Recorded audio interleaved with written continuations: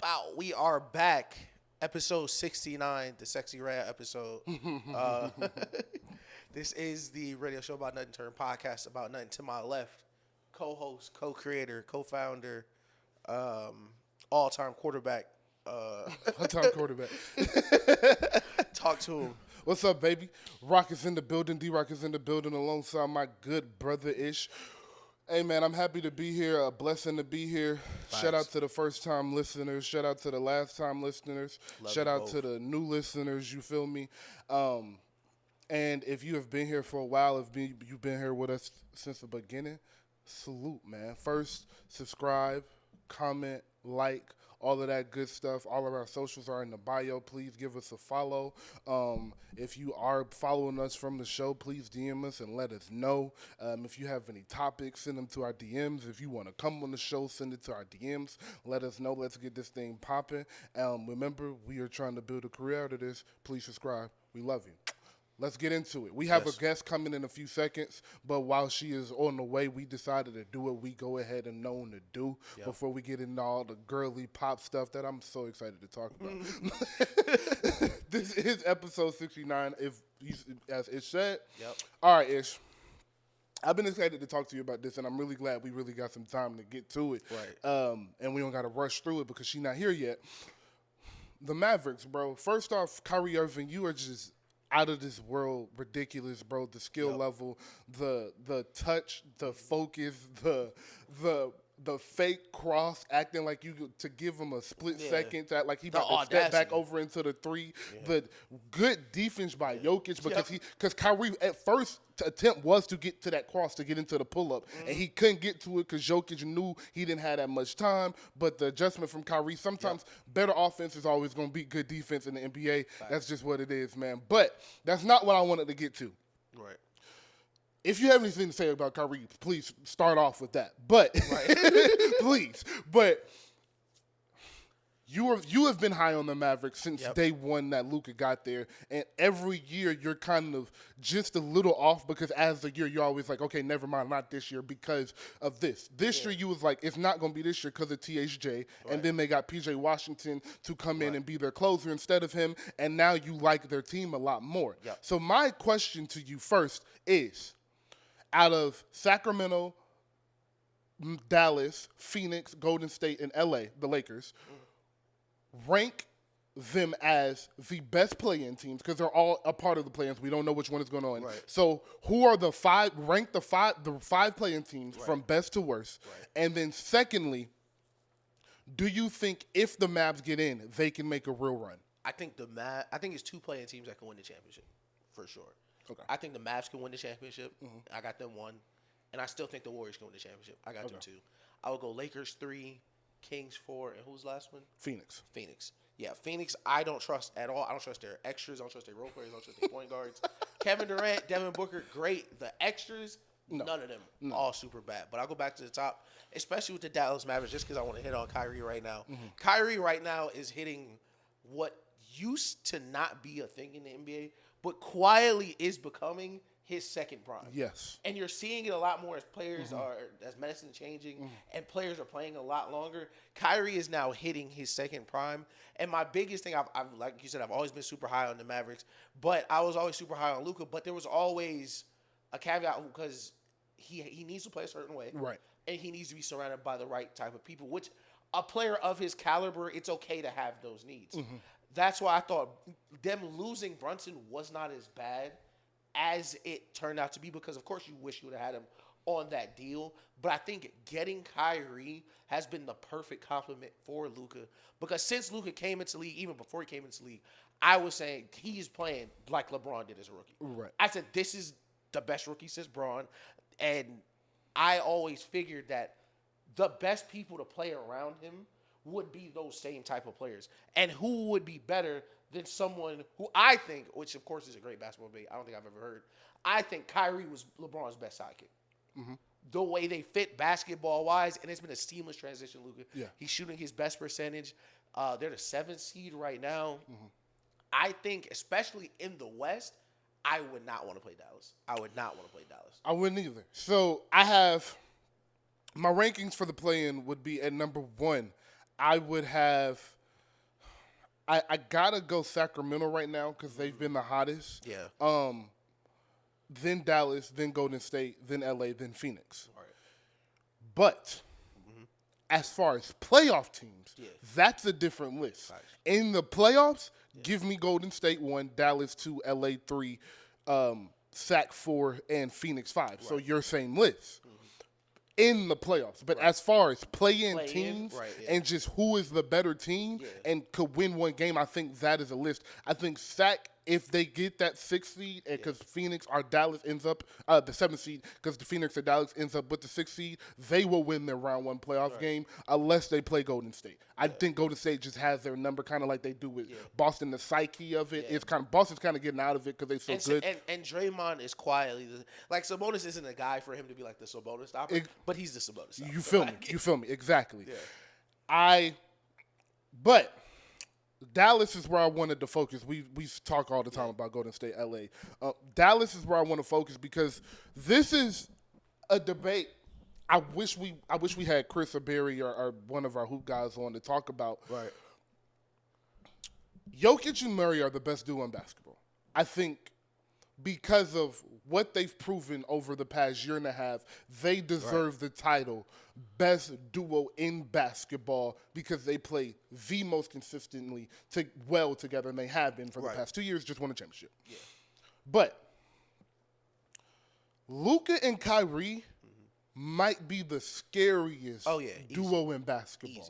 Easy. We don't know. Luka may end up with a bad game defensively, and Kyrie may be off in the shot. So consistent-wise, they're not the best. Right. But as far as, hey, bro, 3 of these 4 games they win, they both might go for 35-plus in every single one of them. Yep. They are the only duo where you're looking at like, all right, once they get going, it's not shit we can do to stop them. Yep.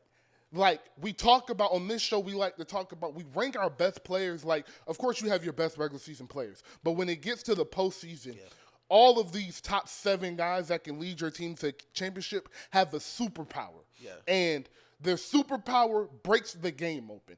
We call Steph's superpower right now. He has the best ability to break the game wide open. Jokic is probably overtaking him at that point right now.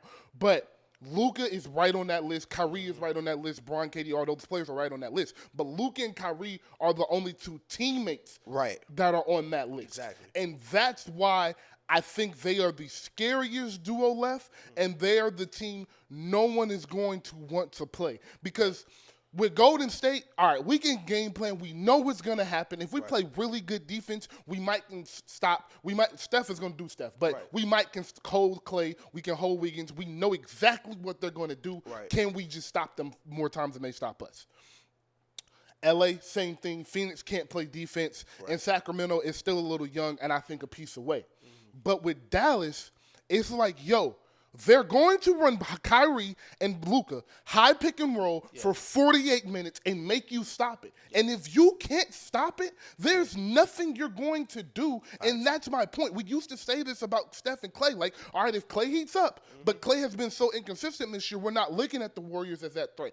LeBron is older and the role players around the Lakers, so we're not looking at them breaking the games open as consistently as a duo like we are with Kyrie and Luka, because they're going to make you stop them every single possession for a full game.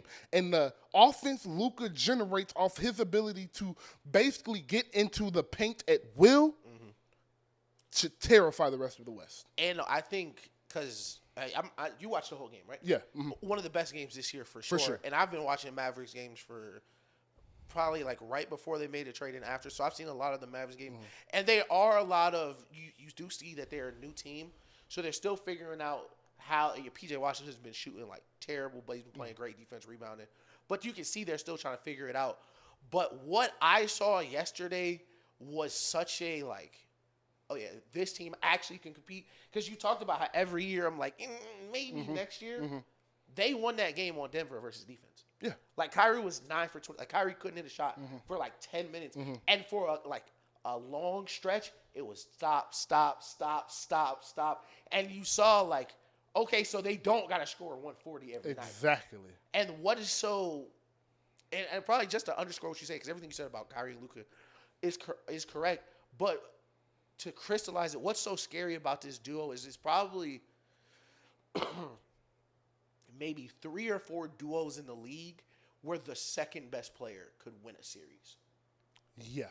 And that's what makes them so scary. And I say 3 or 4, and I'm giving Dame that nod because I still think Dame could for sure win a series by himself. Yeah. But Dame, Devin Booker, and Kevin Durant, whichever one you think is to be, and then AD and Bron, and then them.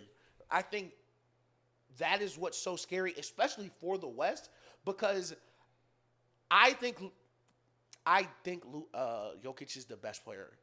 But I don't think it's that far off of Luka. Mm-hmm.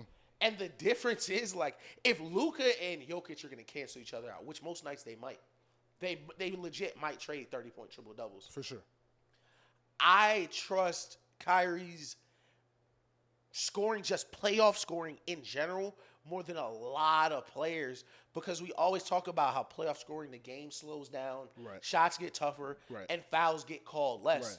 That's Kyrie. Kyrie don't get fouls anyway. Nope. Kyrie already plays through physical contact, and Kyrie has always excelled in the playoffs. Yes. Of course, people are going to hear that and think, well, he had Braun, or he played on Celtics with Tatum, or we played with KD. Well, he plays with Luka now. So he's still going to get those looks. And I think especially in the West where every night, like, unless you're playing Denver, unless you're playing the Warriors, you may have you may be the 6th seed, you still may have the best player on the court. Yeah. And I think in the playoffs, we always talk about that is one of the biggest things. Who's your coach? Who's the best player on the court in the series? Right. And this is a team where the best player will be on their team for 5 or 6 of their matchups. Yeah. And it's not like he's a playoff dropper. No. And I think that's what separates him so much because he gets so many hardened comparisons. Mm-hmm. But the difference is, like, Luka first 3-4 playoff runs were ridiculous. Yes. So look out for Dallas for sure. We were early on that. Also, to add to the Mavericks, you spoke on their defensive growth. Yeah. I have to give Derek Lively and Daniel Gafford a lot of credit because, Luka's a minus defender right now. I hope he gets out of that. I hope he gets a little more pep in his step. Defensively, he's a minus defender last year. Last night, the Denver got back in that game because they kept putting Luka in action with the Jokic and Murray pick and roll, which is one of the hardest basketball plays to stop right now with Aaron Gordon in the short corner because they get you in that 2-on-3 and it's nothing you can do. Yeah.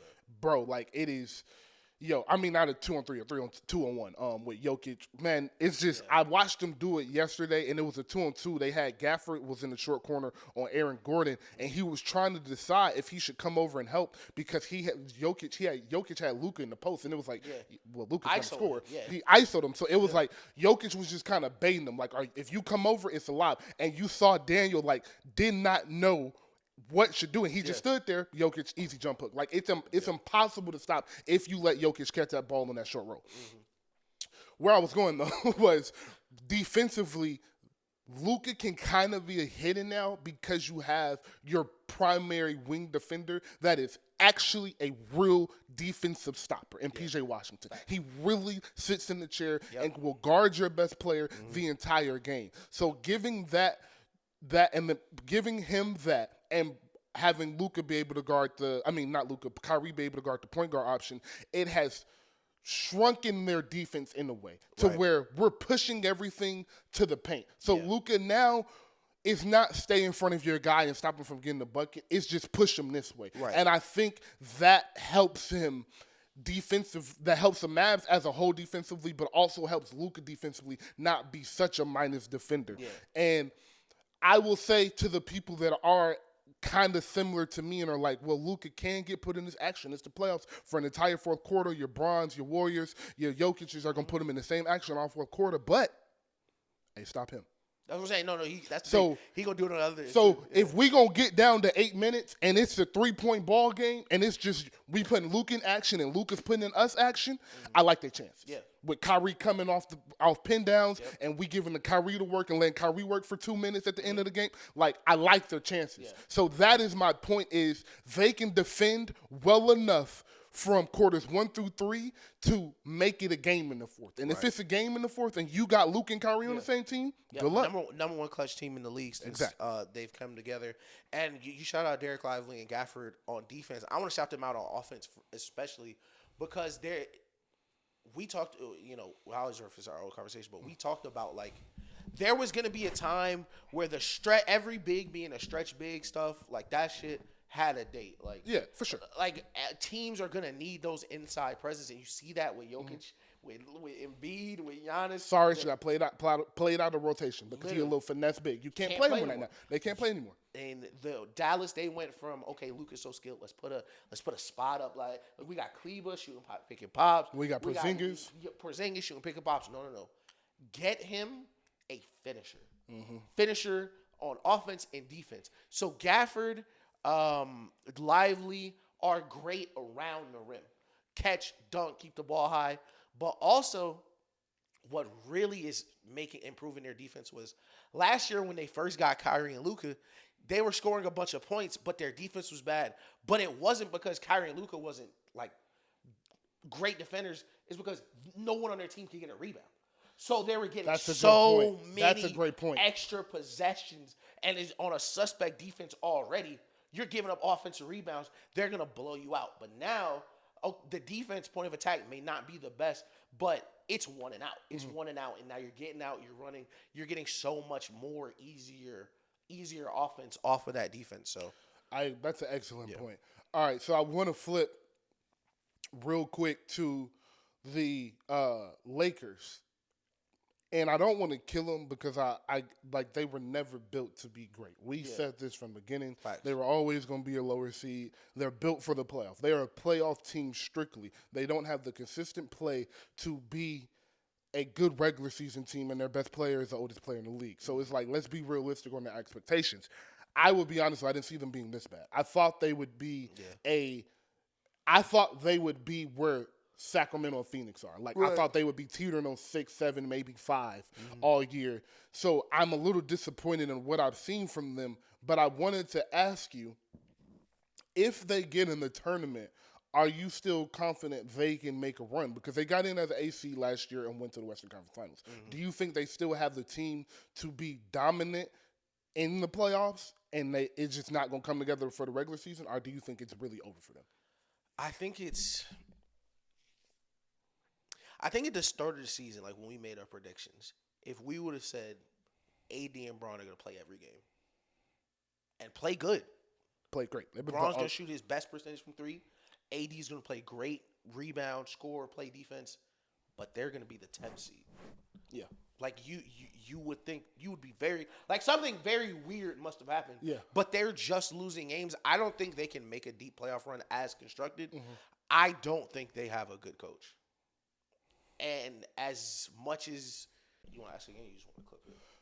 No, I'm be honest with the audience. Hey, we took a quick break to answer the phone. Continue. We were on the Lakers. And, like, just to pick up where we left off, like, LeBron shooting his highest percentage, AD hasn't missed a game, and they're the 10th seed, which tells me it's not an on-court problem. Yeah. It is a Darvingham rotation and a combination of something that's played Lakers since 2021, where our best offensive lineup is 5 different people than our best defensive lineup. Simple. And it's the most frustrating thing in the world, where you see D'Lo playing his best ball right now. He couldn't play in the playoffs last year. Like, it just comes and goes. I don't think they can make a deep run this year with the way the West is constructed. I think they look like that Lakers team with Ramon Sessions on it and Kobe. Like, oh yeah, don't remind me, twin. Like, oh yeah, we gonna be straight. And then them OKC niggas like really young and they really locked in. Like, it's like, damn, that nigga Shea moving kind of fast. You feel me, bro? All right. I agree with every single thing you said. Here is my silver lining for the Lakers fans. If you guys get the number 1 seed, our 2 seed, and you guys see Minnesota in the first round, you guys are going to beat Minnesota. If you see OKC the second round, I could see them beating OKC too. But those are the only two teams in the West I see them beating, and that's the issue. Like, It's crazy. I don't see them beating Denver. Don't see them beating Sac. Don't see them beating the Clippers. Don't see them beating Dallas. Nope. And they wouldn't play the Warriors, Phoenix. I don't think they would even see Dallas. So, like, the rest of the teams they might see, I just don't see how they beat them. But they could beat the two young teams in the playoffs off of the strength of AD and LeBron. That's how much confidence I still have in them. And them doing young shit. Like, yeah. So, and them doing young shit, being inexperienced, being their IQ being poor, things like that. So that is where I think they have a chance. Right. But any other option, you can join. Like, we're fine.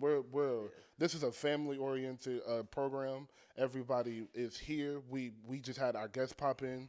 What's up to Grace? We is chilling. Nobody cares. Nobody is looking at us like, oh, we're going to turn the show off because they just had somebody walk in. Y'all watch WrestleMania, people walk out all the time. This just happens. All right. But we're talking about the Lakers right now, so just sit over there and be yourself. But yeah. Oh, God. But some of us with women on the show and parlays. I don't know why. We lost another one. Bruh, like. So that's kind of where I was going. But I don't think they have a chance unless they see those two teams. And that's kind of their end of their season, and it's time to retool for the offseason. But I will say this. Don't be surprised if Braun retires this offseason. And I mean that with everything in my body. No. I wouldn't be surprised. Fuck no. I wouldn't be surprised, bro. I could see Hey, it. listen, bro. I don't think LeBron does anything unintentionally. Yeah. That late night drive picture with the glove on meant something, play. I ain't no fool, bro. That listen to them lyrics, bro. Yo, listen to them lyrics. That he picture posted, is bro. so funny. Like I don't know how much he got to give, bro. Like being up $1 billion, but still being so mad that you just drive around in the middle of the night, like just mad as shit. Bron needed to decompress, bro. Yo, that shit is I can see it. I can see him playing for another team. I can see him retiring though. I can see him retiring. Braun getting that farewell tour. I can see him retiring. He getting that farewell tour. I can see him doing it, bro. I don't know what it is. Like, I don't think it's high. Like, I don't think it's a high chance. Like, I'm giving it a 20% chance. But I could see it happening, bro. I swear I can. However, lastly, before we transition, Russ, Justin Fields, same team. How did you like the trade? I understood the trade more than most when it first happened because a lot of people, their first reaction was, dang, he went less. He went for less than Sam Howell. He went less than a couple other quarterbacks. But Sam Howell, like, has more years on his deal, so he's a lot cheaper. Next year, whatever team Justin Fields is on is going to have to sign him. But I love it for Justin Fields. Personally, okay, let me give you a couple different angles. As a Patriots fan, I hated it. Right. Because we finally had Mike Tomlin. Right. Like, if it was just Mike Tomlin, Russell Wilson, and that team, we finally got him. Yep. He was going to be below 500. We got him, ladies and gentlemen. It was over. But with Russ on this $200,000 contract, I think by week 4, he's benched Fields as the starter. And it's some talent in Pittsburgh. Pittsburgh has a good team. It's some talent in Pittsburgh. Has a good team. And I think this trade could go down as one of those, like, maybe save Mike Tomlin in Pittsburgh. I don't know if it saves Mike Tomlin in Pittsburgh because I think Pittsburgh might just be ready to move on and get somebody fresh in. Yeah. Mike Tomlin is going to land on his feet, go get his job. He might retire, wouldn't surprise me if he's just like, bro, I'm over this, like, and go hang out with some high schoolers or something. But, like, coach high school. As a coach. Okay. Yeah. Like, but I love the move. For Justin Fields. Yeah. I think the Patriots were tripping. Yeah. I get resetting your quarterback contract, so I'll take Chicago out of this. Yeah. But I think the Patriots are tripping. I think that's why we didn't do it, too. Mm-hmm. I think that makes sense. Yeah. I think the Vikings, because you are on the 4th year of Mac Jones, just got rid of, that makes sense. But Vikings and the Giants. Those 3 teams, I know how the Giants feel about black quarterbacks, so I'm not surprised. But they are those three teams. I still will throw the Patriots in there just halfway, just because I do understand the quarterback situation, again, the contract situation. But for Justin Fields and himself, I love the idea of him getting to sit for whether it's 4 games, 8 games, or a full season. I love him getting the idea of getting pressure off his shoulders on the second he touchdowns from the move. Because it would have been different if he would have landed in Atlanta and been asked to be their day one starter. All eyes on you, Justin. You went training camp. Everything is on you. All the media's there. We pulling up NFL Network. We got ESPN and Falcons training camp. All for you, Justin Fields. If he goes to Vikings, any of those teams I just named.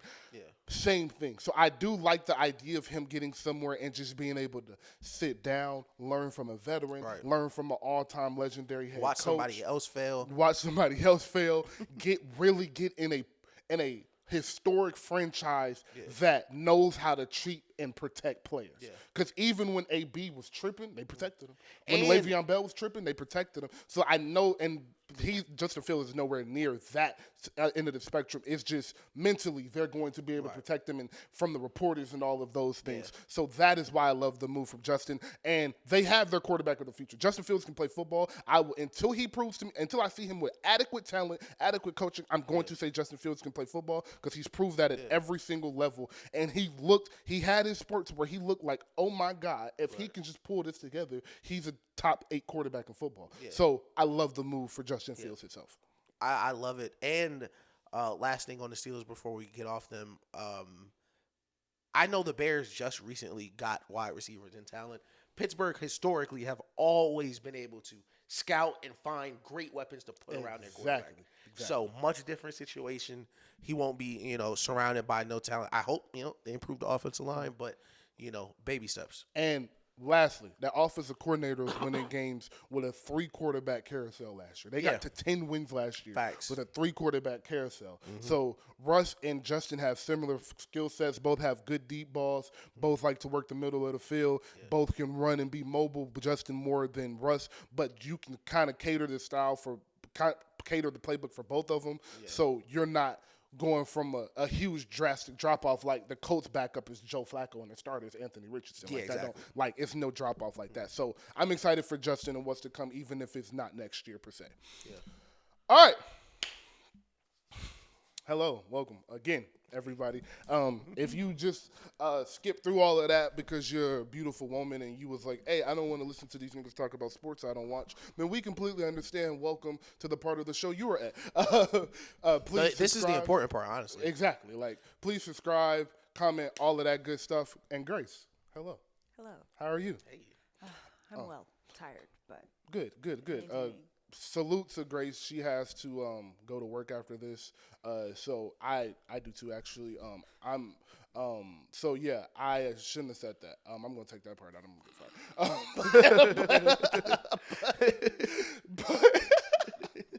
But I am very excited for Grace to be here. I don't know if you guys don't know because we haven't told you, but we've been trying to do this episode for probably like a month now. We told you guys that Grace was going to be on at least at a minimum of once a month. That wasn't a lie. If you guys were looking at February was one of the craziest months I'll have all year. Same for Ish, same for Grace. So it was a lot going on, but we are here. It's a lot of stuff we can't talk about because it's so outdated, but it's just some stuff that is outdated that I'm going to ask her about regardless. But the first thing I'm going to let her get off her chest is her Ariana Grande album review, and we will start with the pop girlies as we have been for a while. Period. So, Bankroll Grace, comment, and subscribe on YouTube. G6. Check out my you feel me? Eternal Sunshine review. Album of the year so far. All bias aside, she put her whole ponytail.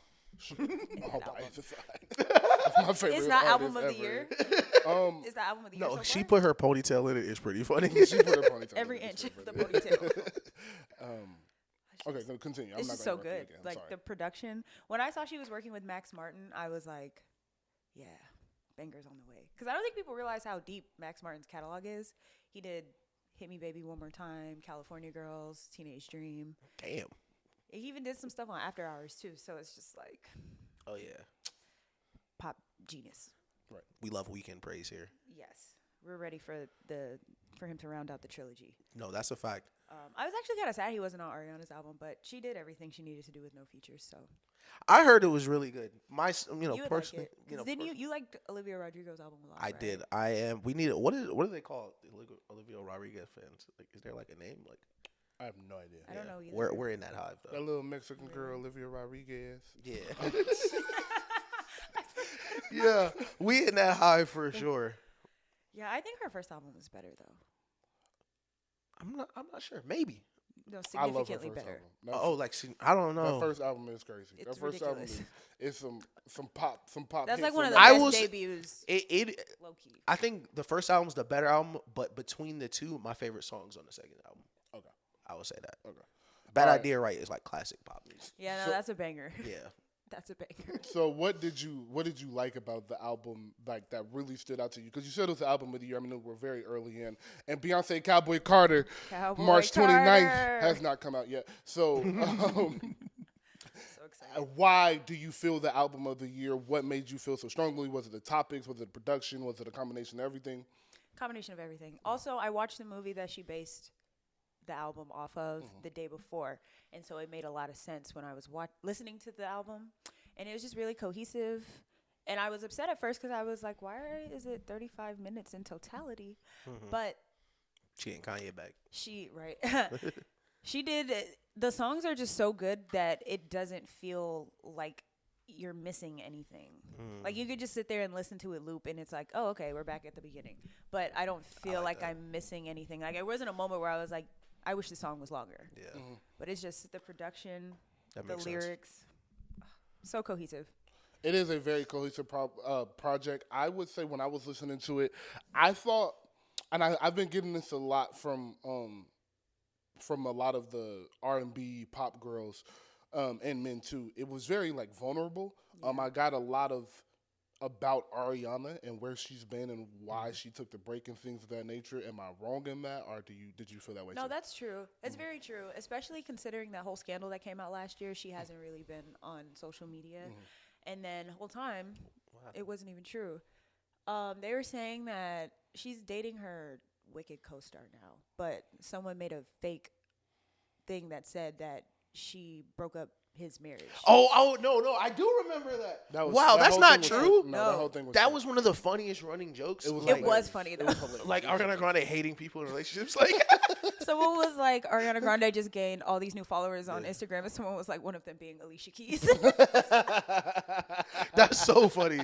No, don't you then hate when a good joke is wrong? The wife was like, I never said any of this. Yeah. Where are y'all getting this information from? And so then when I was listening to the album, I was like, whole time you were getting cheated on in your marriage. Yeah. Tough. I hope he's having a terrible day. Yeah, that's crazy. That's tough, man. That's tough, man. How the And like tables you can't have say turned. anything about it because you're going through legally you can't speak about it. So Yeah. you're just getting dragged on the internet. Yeah. Being famous is crazy. It is. Cheating on a famous woman is dangerous. That's a dangerous game. But to cheating play. And as a nobody. And cheating on a woman who records music, like, I feel like I don't know. I feel like you set I yourself feel up. like You set That's yourself why I up. don't know why people be standing in line to date Taylor Swift. Love her. But the minute y'all break up, Man, shout out Travis Kelce. Better man than me. hey, look, bro. Shout out to Swifties. We love the Swifties here. Hey, look, I ain't gonna say nothing. I ain't gonna say nothing about that.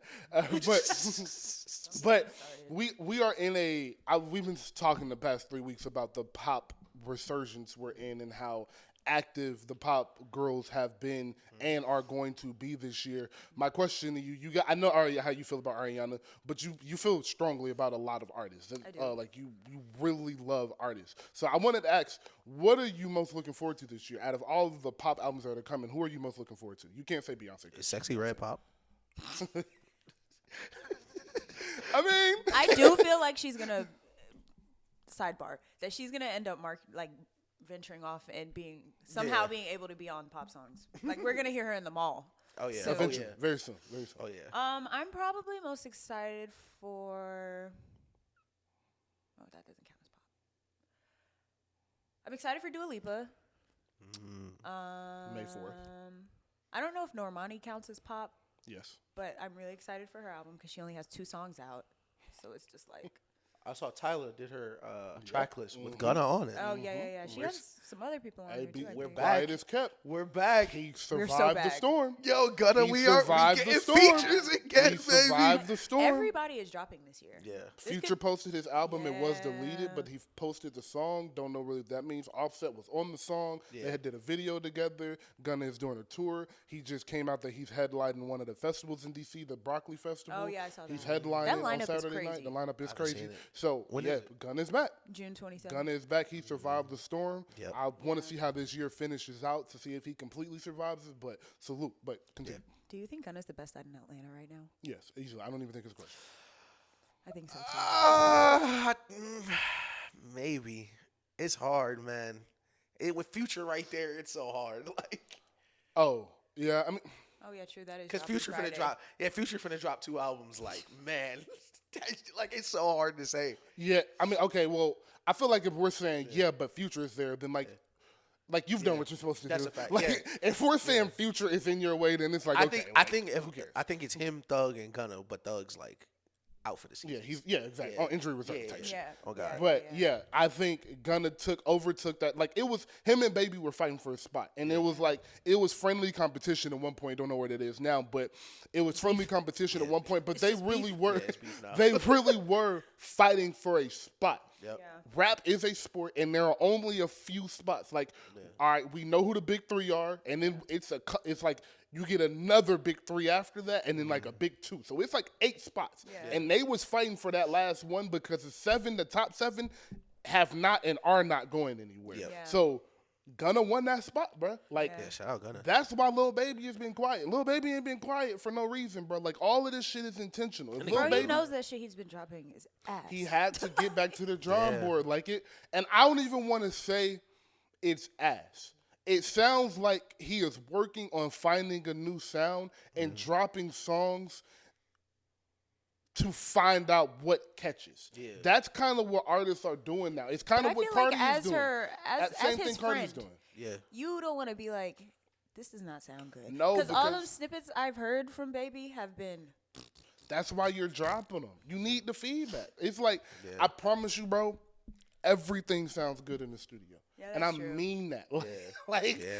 everything sounds good in the Yeah. studio. So when you 17 blunts in, bro, Yeah. and your eyes are halfway open, and you hear a Tay Keith beat come on, and your best friend from way back is on it, yes, it sounds good. That's fair. So I have to release this to the public to get feedback to see how this sound I'm trying is going, because Baby has gotten out of the trenches. Baby is not in the trenches anymore, so the trenches rap ain't gonna hit the same. It's like when Meek was like, oh, the old Meek back. And it's like, no, it's not, nigga. You're up 50 million. It's never coming back, bro. Yeah, like you you're- can't get that feeling back. You're hanging out with Robert Kraft. Bro, you're like you not hang in the out with trenches. white Like P. Diddy. billionaires. You're not the trenches no more, dog.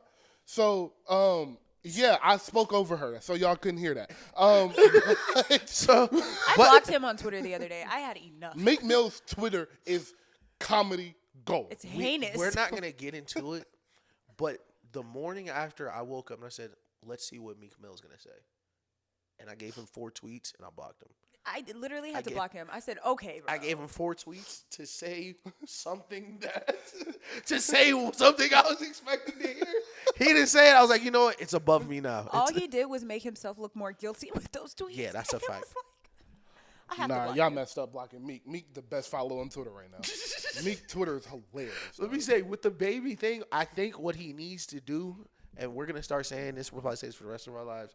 He needs to take a page out of Drake book, take a page out of Hove book. While you're finding that sound, go do features. Keep some hot shit out.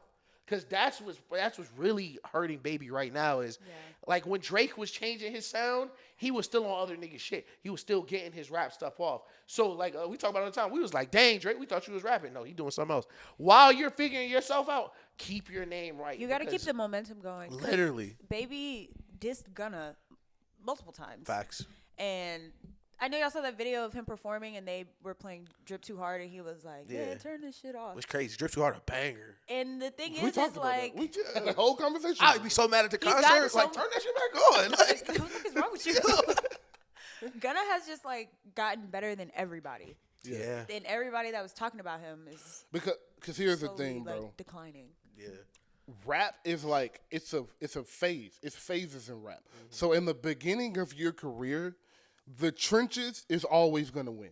Yeah. As when you're blowing up as you an sound artist, hungry. unless you come from a certain sound, like Tizo Touchdown didn't need the trenches, Yeah. like Tyler the Creator didn't need the trenches. But if you come from the trenches, like the rest of these niggas do, the trenches is always gonna give you that first push. Yeah. And because Baby's music was so trench heavy and was really meant for them niggas, he blew first. But when you get mainstream and you start having lunch with my boy that throw the parties, Michael Rubin, and all them boys, and you at courtside at the game next to the execs, now your topics got to change. Now your lifestyle is changing. So what you rapping about has to fit with what your image is portraying. And Gunna's music always was, I dress better than you niggas, I'm cooler than you niggas, I got some niggas that'll do something to you niggas, and that's how we poppin' shit.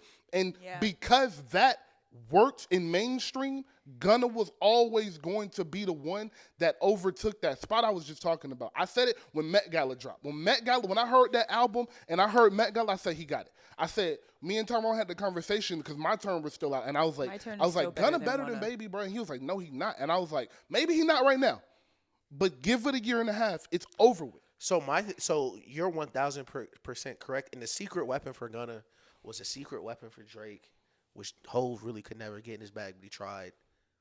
Women love Gunna. I was just about to You say. know, women. Gunna makes that's the bad last bitch point. music. That's the last point. That's the thing, last point I missed. And that is the best part. And I really mean this from the bottom of my heart. Once I started making more money and being around more bitches, I like Gunna more than Baby. Because I'm not in the trenches no more. I'm not getting it out the like. I'm not up at 8 a.m. really ready to rock, nigga. Dog. Like sometimes I feel like Gunna. I want to wake up at 11, put some smooth shit on, Put a robe on. Yeah, have a mimosa. Right, you know. Dog.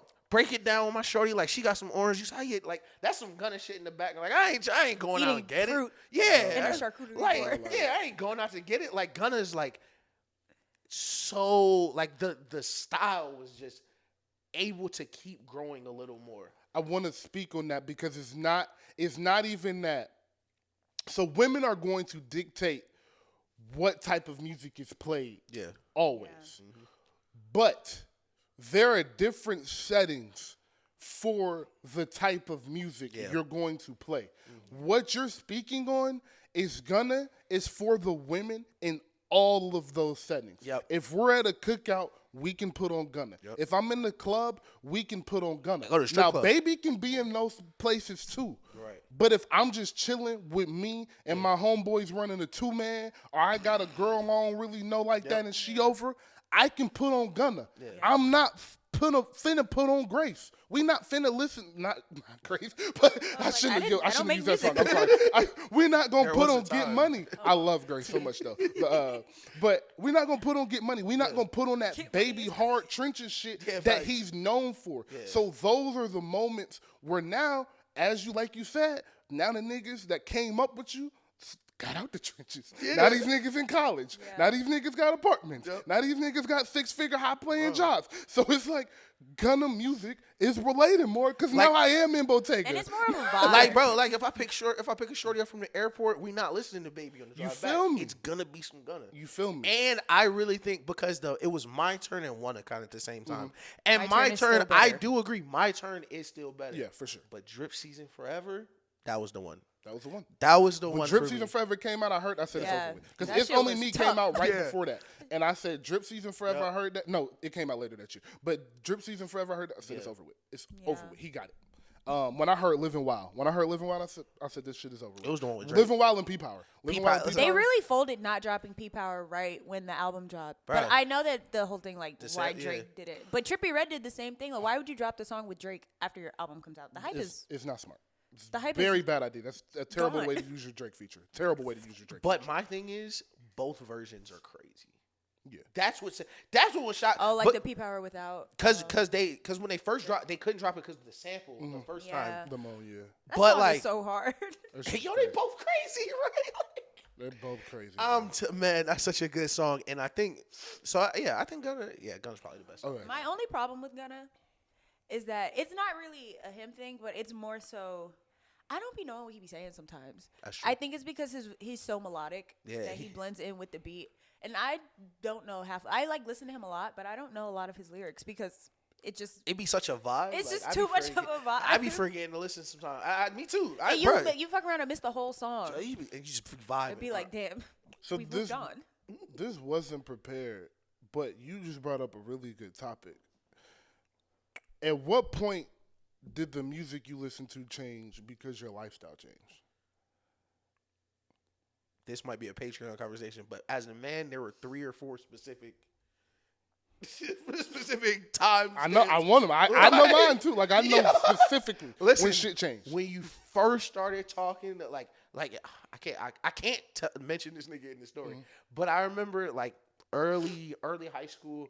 We was arguing because I used to be a huge TDE nigga. Still am a TDE nigga. Niggas used to argue Kendrick or Drake. This nigga was like, I'm telling you, once you start talking to more bitches, you're gonna like Drake more. And then, man, I'm telling you. Yeah, I forgot I used to be a low-key Drake hater. I still am a Drake hater. He still is. You are. But you give him more credit now than you used I definitely do. I'm less cranky than I used to be. And then what was the switch from your like college-ish years? Yeah. Like your college years, what you was listening to like, oh my God. All right, I'm Birds getting in money the Trap. now. Now I'm getting money now. Like it's time to cut that shit off. Yeah. Yo, Bird. We ran Birds in the Trap into the ground. Bro, Birds in the Trap, Culture, Blonde, all that stuff. See, that was my college. Like Culture, Blonde, Birds in the Trap, Channel Orange. Hold on, I was just looking at that. That replay from that year is so good. I feel that way about 24 Karat Magic, but I don't know if y'all like Bruno Mars. No. Listen, That shout album out is Bruno crazy. Mars, by the way. Yo, I don't care what they talk about in the news, my nigga. Hey, you good They with will me, never Clay? make me hate I you. don't know. I don't know Never if it make mean anything, but you good with me, dog. I done told too many bitches I I'd need to catch a get to his grenade for him. residency. I want to go to the residency so bad. Hey, I don't know if you're gonna get to that no more. It's gonna be an awkward residency. It's gonna be a real Why? awkward residency. You ain't hear? What happened? Oh, didn't he get arrested or something? No, They bro. said he $50 million down in Vegas. 50 million. Oh, the gambling thing? Yeah. I did see that last night. 50 million is crazy. That nigga How does be- that even happen? Bruno Mars be smacked. Hey, Did he look, high bro. off? Never mind. Look, bro. Look. It'd be the Hey, look, man. Oh God. Come on now. Oh yeah, 2017. Oh yeah.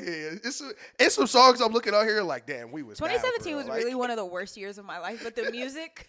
Yo, I'm like, man, niggas was broke for real. music, That's my thing. Like, that's why I want to know, like, what was the switch? Like, I know, like, that's when we linked back up for real. Yeah. So it's like, I know what we was going through. Like, Yeah. I remember the conversations at IHOP Yeah. and what we was going through Facts. from like senior year to like really like 2 years ago. Yeah. Like that time, and then my music switched drastically when I moved out. Like the music I listened to switched drastically. I wake up now and put on Michael Jackson and Al Green and Earth, Wind, and Fire and shit like that. I don't want to Sundays. tie it to like relationships, but I definitely feel like the more stable like your life is, like the best music I've ever listened to is when I'm happy and stable. Like, Come on, you man. wake up in Facts. the morning, it's some Earth, Wind, and Fire on. Come like, on, man. you dance around the clip. It's vibes. Yeah, it's Life just is like- like, yeah, okay. life is good. Life like, is okay. niggas not up at 9 a.m. listening. Like, out at 9 a.m. listening to Griselda. Like, You on feel the way to me? work. Like, You feel yo, me? like, okay, I'll tell the story. Like, when we first started doing the show and I was working at Big Lots, I was up at 7 You were a.m. working listening at Big to Lots? Yo, working at Big Lots, one of my favorite jobs ever. Shout out Big Lots. Really? Yeah, it was a super long time ago. Super but long time ago. up at 7 a.m. listening to Benny the Butcher.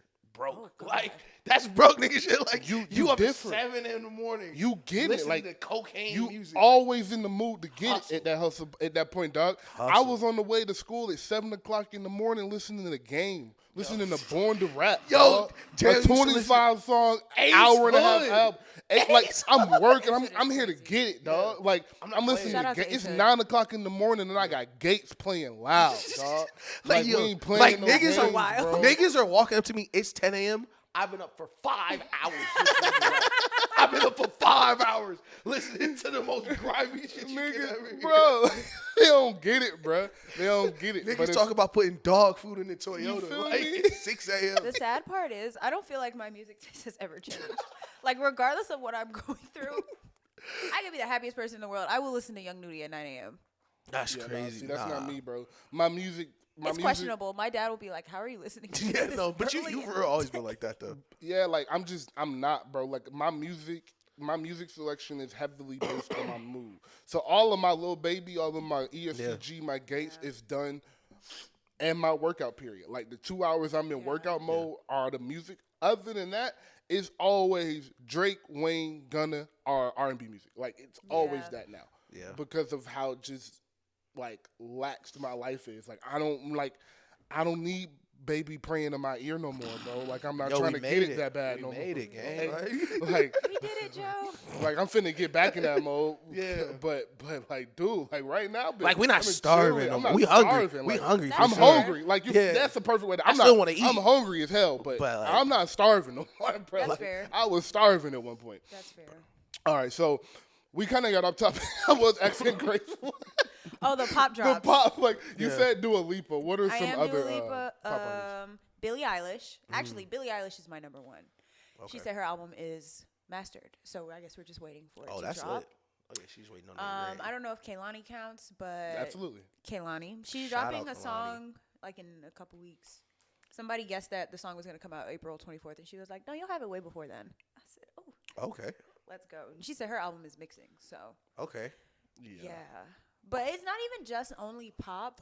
I'm excited about a lot of drops. I'm excited for the 11/11 Deluxe.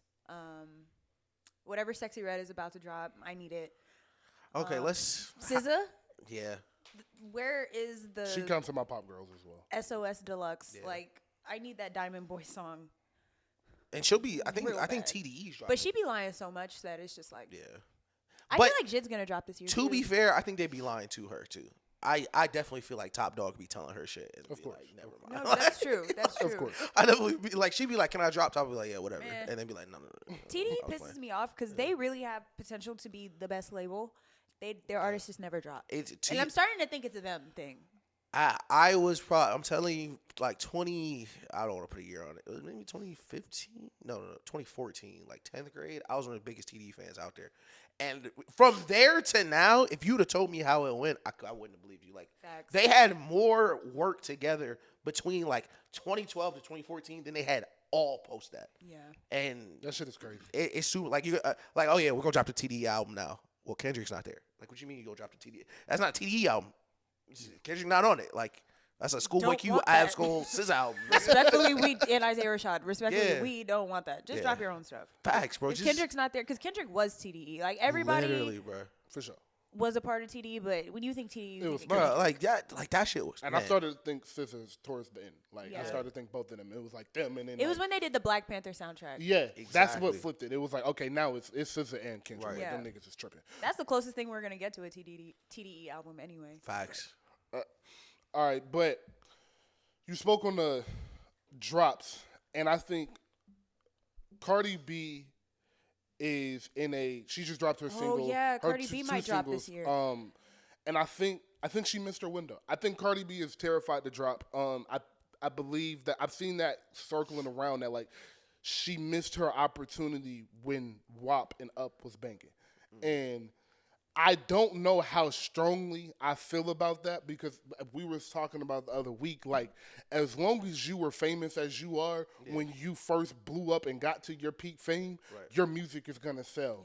Yeah. And you can kind of do whatever you want.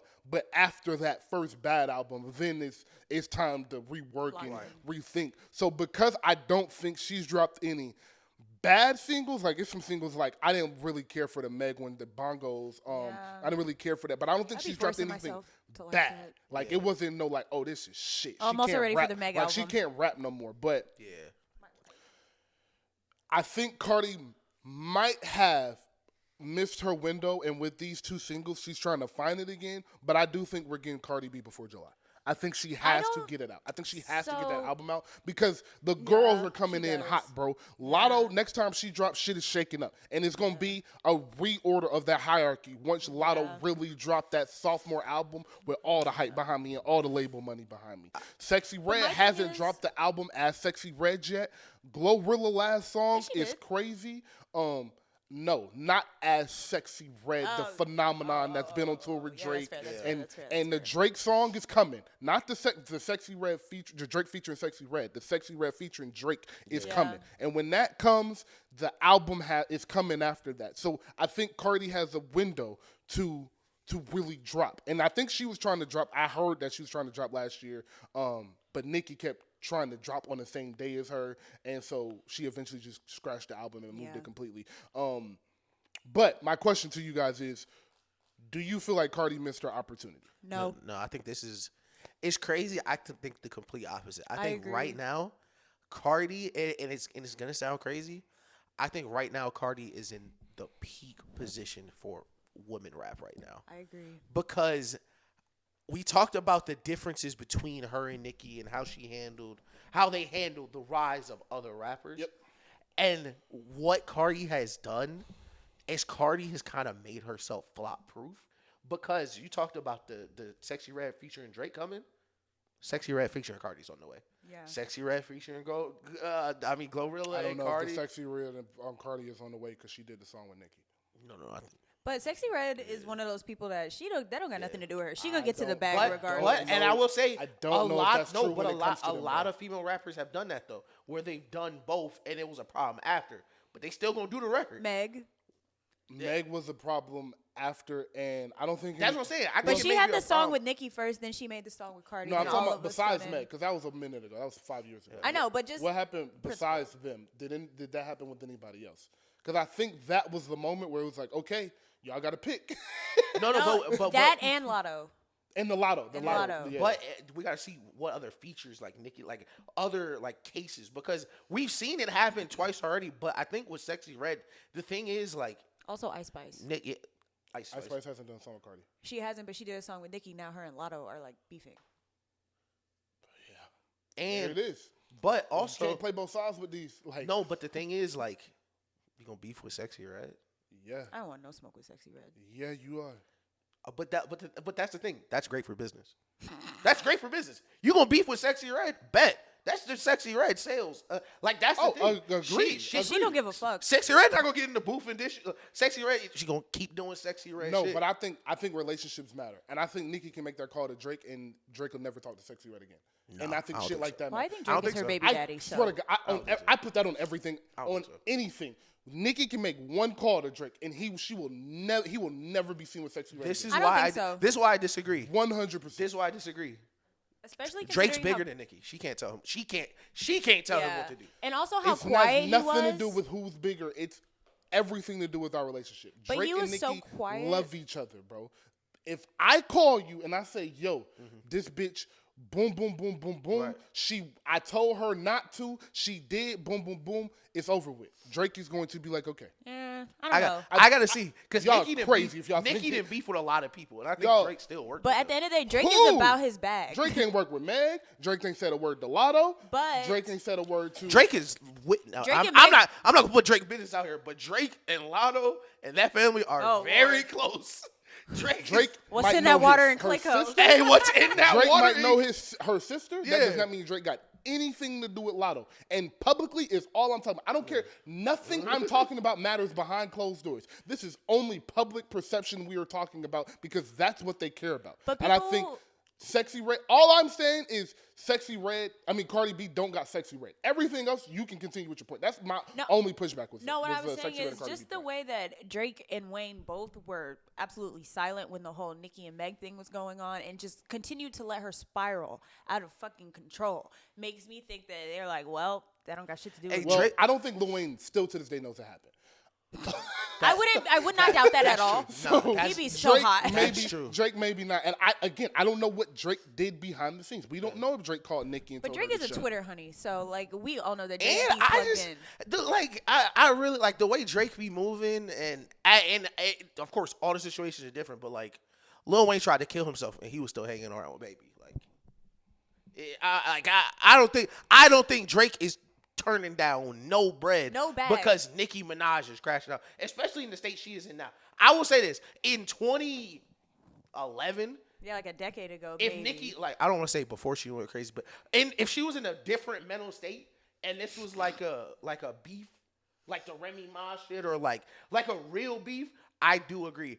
But if it's like she did a song with her and now she did a song with me, so this rollout that y'all done planned don't do, I don't think that's gonna happen. Like 100%. He brought Shorty on tour. 100%. Nobody's stopping Drake's bag. 100% would happen. SEXXY Red is not making Drake a bigger bag. Shit. Drake is doing all SEXXY Red a favor. Drake was making that money. Those people that came to that concert were coming to that concert whether SEXXY Red was on that tour or not. Let's stop like SEXXY Red has just gave Drake some boost. That is Drake. No, it didn't give him a boost, but SEXXY Red is for sure coming. Like the thing is, like Drake don't look for the biggest bag every time. Like he hopped on that Look Alive shit. I ain't heard a song from that dude since. But Drake not looking for the biggest bag. Drake is looking for the next bag. And SEXXY Red for sure, with that song coming off Ski, with the summer about to start, that is the next bag. And I don't think he's going to cancel that, like roll out on that tour because Nicki Minaj don't like the SEXXY Red work with Cardi B.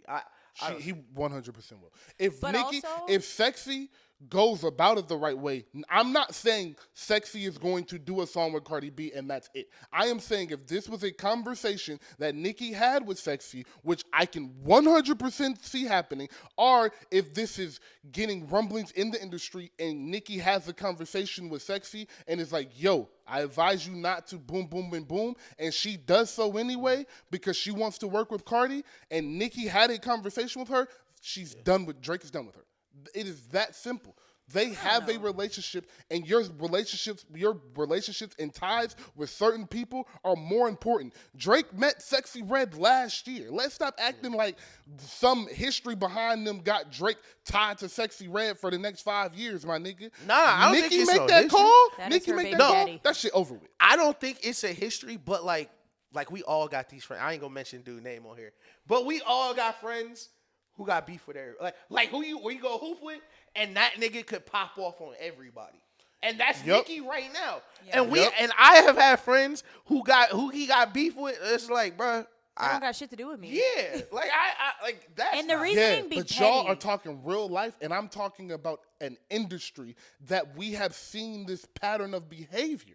This is what I am. This is not real life how we looking at it if Nicki was one of our friends. This is industry shit. And with industry shit, there is a certain code you have to follow. And if big bad Nicki Minaj, the #1 female pop artist and one of the 3 biggest female artists on earth right now, calls Drake and says, yo, I disagree.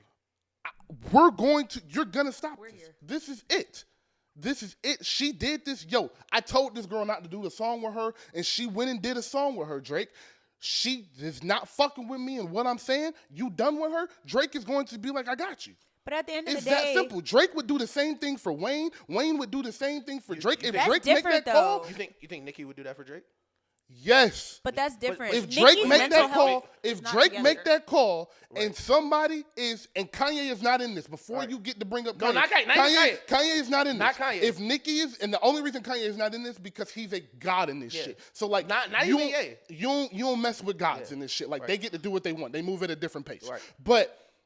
But everybody else, yeah, Nicki is making that call and being like, okay, like that's what it is. That's what it is. Yes, it's I 100% just so petty believe that I don't feel like Drake would. I don't think this is going to happen. By the way, I'm talking like I think this is going to happen. Let me retort. Drake and Meek were actively beefing. Ooh. Like actively, and they were not married. And she still dated him. And they were not married. It has been known that Drake and Nicki were in a different phase of their relationship then than they are now. And so, yes, the answer to that question in 2016 is not the answer to that question in 2020. This would also be my retort. I don't think Nicki Minaj right now in industry has nearly as many friends as you think she still does. Yeah. She's burned so many bridges. No. Like you mentioned the relationships. I think right now Drake may be one of Nicki's last relationships, and I think I truly think straining that relationship she would not do that. Because right now, who else could she really turn to in the industry? That's not a strain on their relationship is what I'm telling you. I don't think him not talking to fucking SEXXY Red no more is a strain on his relationship. We have seen Drake go to be friends with rappers for a year and not speak with them again. Yeah, we have seen him do this. No, that's the thing. But like you're asking him to skip that. Like right now, Like It's been a year. They've been doing this for a year. Also, no. He's been. See, it's like when college coaches like recruit. Like last year, he Drake was does recruiting. that all the time, though. Last year he was recruiting. It was like, okay, she got this hit. She gonna come up and open on some of my shows because she ain't opening for all of them. Let's see. Right now, Drake got prime position. She feel to have the #1 song of the summer.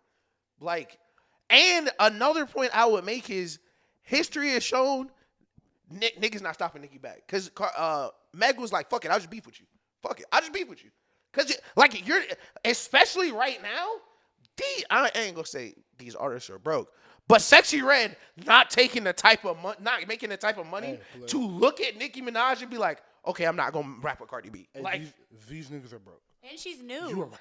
That's what I'm saying. These niggas are broke. Like you talked about Nicki Minaj. Like these niggas are broke. Fly on the wall. I would love to see Nicki Minaj and SEXXY Red in one room, and Nicki like, yeah, don't do a song with Cardi B, and to see what SEXXY Red would say back. SEXXY Red is known for not giving a fuck. Like she That's be what I'm like, saying. Bitch, Like I already got my. I think they just go. I think they just go at it. No cap. Okay. All right. Well, this is a perfect segue to your segment you wanted to do about Young Money and all the Young Money segment. I just wanted to ask who had the best verse on Seeing Green. Oh, wait. Yeah, I disagree. That's why I wanted to ask. I think we all got different answers. I've done this before. I've dissected this song. I've done the lyrics. All of it. It's Wayne. It's Wayne, Drake, Nicki, and it's that simple. And she said that to herself too. She said they got me. She said y'all can pick between who, but it's Wayne, Drake, and Nicki. It's Wayne, Drake, Nicki. If you say Drake has a better verse, I get it. That Drake verse is insane. I got Drake. Yeah, I want to say Drake. I got Drake. But the gap is not far. I don't Also, think it's far. piggybacking off of the thing about Drake, Drake does this every time somebody gets popping, though. Like with the SEXXY Red thing. Oh, God. He knows that he needs to appeal to the youth. That's why him and Yachty being best friends makes sense. Yeah. I know Drake is doing that, which is why I'm saying that Drake.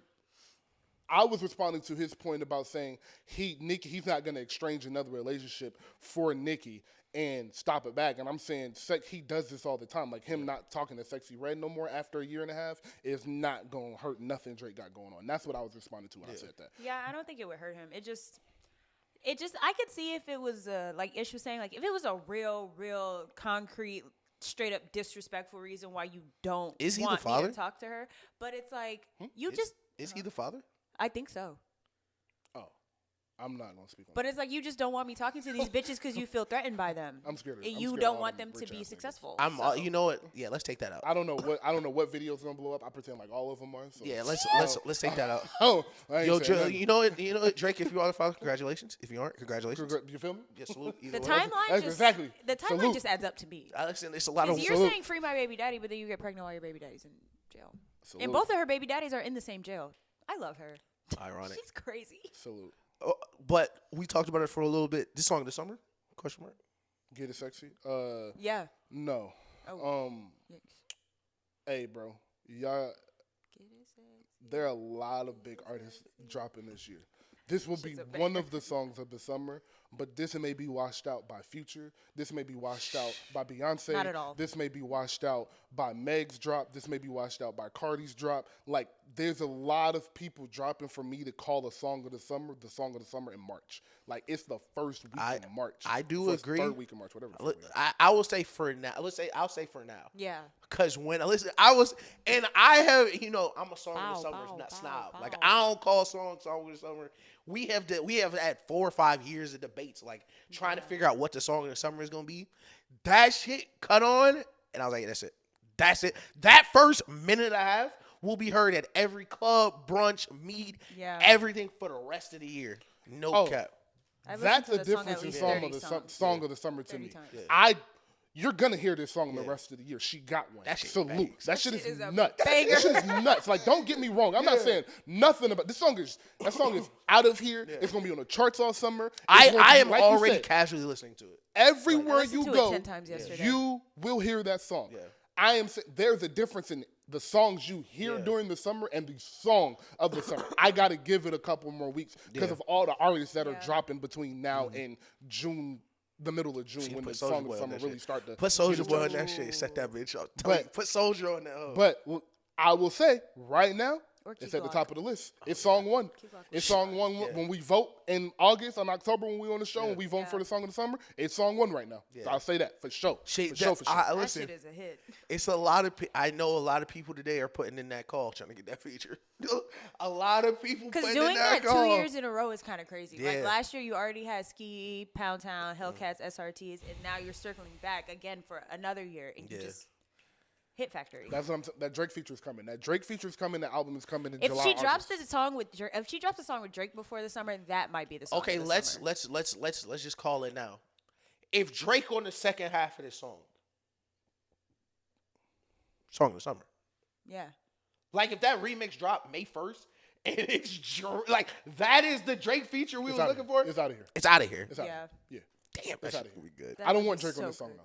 Not this song. I want them to do this song. something else. I hear what you're saying, but I don't want them on this song because this song is so strong. Yeah. And with like Drake is like a force, bro. Like you gotta be wise. That's what she was talking about with the Trippie Red and using your Drake feature after that. Like the Drake feature matters, bro. Like when you use like the old Ho feature in the early 2000s, the old Wayne, the whole Kanye, all of that. Like your feature with the best rapper in the world as a young rapper fucking matters. Like you can't drop it before your debut. You can't drop it. It can't be the second song on your debut. Like everything about that feature matters. So because it's important. So it's you have very to plan important, it bro. Perfectly. Because this is such a strong solo song, I wouldn't want her to taint it and not get like people only go to Rush and listen to the song with Drake. Kind of like what happened with Fetty Wap. Like Fetty Wap used one of his best songs and let Drake get on it, and now we know what happened. I feel like that's happening with that new guy. What's his name? Four Bats. Four Bats. Yeah. Oh, he's done already. Yeah, he used his I feature would too. never He used his let feature too. somebody get on my song and eat me up like that. No, that is Drake's song. I mean, now. listen, we talked about remix culture last episode. That's I wouldn't let him do that either. But I'm not signing to OVO. I'm sorry, I'm not signing. He's in the sweatshop. Yeah, what Party Next Door and New song was trash, by the way. Fucking Roy Woods, Division. Woods, Division. What Magic those Jordan. niggas have gone through, I will say There's no this, though. reason that Drake and Party Next Door are the only like big, I guess, names I will from say OVO. 2 things though. right. One, I think, don't quote me, but I think I read, I don't know how I know for a fact I saw and read this. I don't know how factual it is, but that is supposed to be a one project deal. So it's like we signed to get the OVO backing really for this one project, and then we get off and we get to maneuver after that. If that is the case, I understand that move. Also, I will say to the OVO sweatshop rumors, Drake was on Cash Money until 2018. Yeah. After you get off of the label, you then have to rework the label for 1 or 2 years and figure out where your marketing is going. Also, hey, I'm Drake. All of this money is mine right now. The whole marketing budget is mine. The whole advertising budget, the whole tour budget is all mine. So we got to figure out, we got to get some money in, and then we have to distribute the money properly. So I will say the way of OVO's label of the past, I do not think will be in the future because they're not tied to Cash and Young Money no more. I just think that Drake needs to promote his artists more. Besides Party Next Door. But my thing is, I don't understand why more party, shout out Joe Budden. We want a party album. I have a lot to say about But you Party keep Next stealing Door. on his party album to go and put it on your party album. It was like, and as someone who listened to Party Next Door, it felt like as soon as I thought, oh yeah, he's out of here. Like, oh, his best song, oh, Drake's on it. Oh, his best song, oh, Drake's on it. Oh, his best song, oh, Drake's on it again. A lot of his best songs have Drake on them. Like, exactly what you're talking about. Like, Come and See Me is one of my favorite songs. Drake's on it, going crazy. Like, recognize, it was so many Party Next Doors, like, oh, yeah. Over here. Oh, like, the next one, like, oh, yeah, he's going to be out of here. Oh, no. Oh, Drake. It's like he was making that shit and Drake heard it. Like, even Loyal. Party Mobile was not a good album to me. I think it was too long. Oh, Party Next Door just dropped. Unfortunately, that song is not good. Nah, the worst woman you know is excited he just dropped. Yeah, my thing with Party Next Door, I just feel like he's just been consistently declining. Yeah. And his last 2 singles have sounded just like Young Thug songs. I think it's hard to restart if you're an artist. I think it's really hard to rebuild momentum, and I think that's what he's trying to do now. And I think he's in that, Bryson Tiller's in that, in that group where you have fans that really want to hear you make great music, but they want to hear the music that like you were making when they heard you, type shit. Breaking news: LeBron James and JJ Redick have started a podcast, and the first episode will release tomorrow. Fuck, this nigga's Well, retired. today when you guys are Is he listening not to on the shop anymore? it. He is, but that's a TV show. That's a Yeah, actual but they TV. like That's not a record But I those. feel like that it's never. No, it's not. It's like a 30-minute. It's very obviously cut up. Like it's a. No, real it TV is. show. It just gives podcast. It does vibes. feel kind of like This is a strictly basketball podcast. It's called Mind the Oh, Game. okay. This looks like they're gonna really be breaking Okay. down. I basketball. love how all the basketball players now have their own podcast. Which Like Paul also- George's podcast. I is actually, really, I really actually good. hate it. It's the worst thing ever. I But- think it's pretty. I'm always rooting for the funniest possible outcome. Yeah, So same. entertainment wise, I think they're hilarious. As a nigga who like watches basketball, I hate it. That's No, it's kinda exactly sassy. It is what a little weird. It's sassy. Yeah, Very- it's that's a super perfect word. sassy. Very It's a little sassy. sassy. It's like, what are you doing, bro? Like, and this is not Gay for. son or thought this is daughter. not. Yeah. This is not for the Stephen Jacksons, the Gilbert Arenas, and even the it's for Draymond Gilbert- no, it's Greens for who's Gilbert on the Arenas. last 2-3 years of your career. Shout out But to Draymond Green. yo, yeah, maybe I shouldn't mention Gilbert Arenas right now. But but the who just opened up one? Trey Young? Like what Trae the Young, fuck? yeah.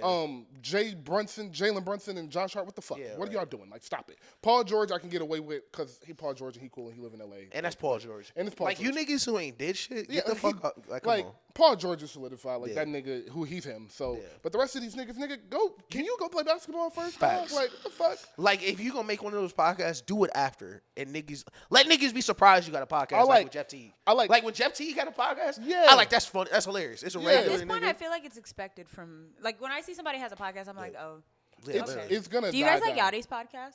Have you seen it? I don't watch podcasts. I only watch. You need to I watch watch that Joe one. Budden's podcast. It's so funny. Really? Yes. It's not. I've It- watched the it episode. is. This is normal. I'll- It's just talk. Definitely hilarious. I watch. She's just level Yachty, bro. Like that shit. I ain't gonna lie. I do That be shit- Mitch watching. is the best part of the That podcast. shit is mid. His friend Mitch. Oh, He's so funny. I thought you said That Ish. shit I stopped trash. watching Joe Budden Fuck because it's a Lil nigga Yachty. on there named Ish. My bad. That was crazy. I'm sorry I said that. I don't But- know. What Seeing Lil Yachty in 3 weeks. And Sexy Red. And SZA. Just a reminder, I'm better than everybody. That sexy red shit's gonna be And Chris crazy. Brown. that shit, sexy red shit is gonna be Yo, but I was watching like I don't like Gilbert Arenas podcast. I don't like that type of podcast. I don't like a podcast like where whose niggas just be podcast? saying shit. Like Gilbert Arenas just be saying shit. Like I can't stand. Oh yeah, he's just been on that motherfucker Yapping. talking. Yeah. He's been on that bitch yapping. But yeah, podcasting is that shit is over with. I'm really interested to see where the future of podcasting is going because we'll nerd out real quick. The way shit is usually gone and just the history of capitalism is all right, we figure out this idea. A bunch of people make a bunch of fucking money off this idea, and then the execs and the top guys that are all on the other side of the world that we never see, Yeah. they figure out, all right, how do we control this, and we make the money off of it, and then facilitate it on down. It's kind of just how everything works. So with all of these independent creators on YouTube, and on Patreon getting their own subscription services, and people are really building $1 million brands by themselves. Along with the Twitch streamers, you have to add them in this as well. I do think something in the next 2 to 3 years is coming to centralize all of this content. And I'm real interested to see what it is because they're not just going to keep letting these independent creators run around making all this money. Like, I know it's not going to keep happening.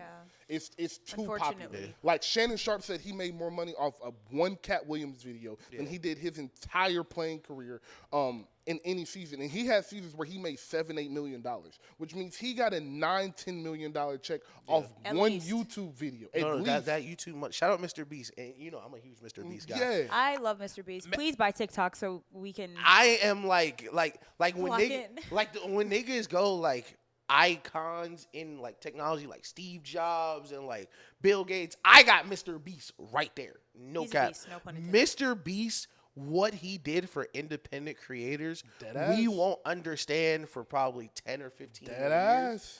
But I think, and you do see it a little bit with Elon trying to get niggas to put their shit on Twitter. You feel me? Like, Pisses me off. everyone is trying to figure out how to get a cut of this bread. You're seeing a new streaming service came out of nowhere. Look. A couple years ago. Look. That's people understanding, it's bread to be made here. And then look, that Netflix, Mike Tyson, and Jake Paul stream, that will not be the last. That is not by coincidence. Right. Netflix, I've been saying it for a minute. One of these major TV services are getting a podcast channel. Yeah. It's going to be Netflix. It'll be Hulu, Peacock.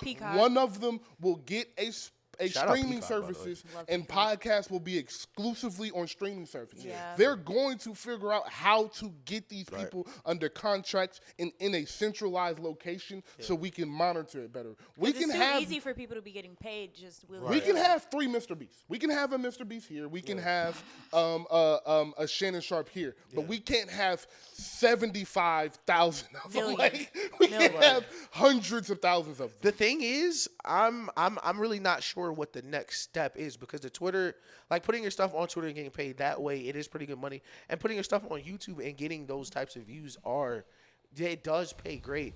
But like you said, podcast equipment is it's so easy to make a podcast, obviously, since you're watching a podcast that we make. But the way I would liken it to this generation is, like, my dad was in a band. And it was a time, my dad was in a band.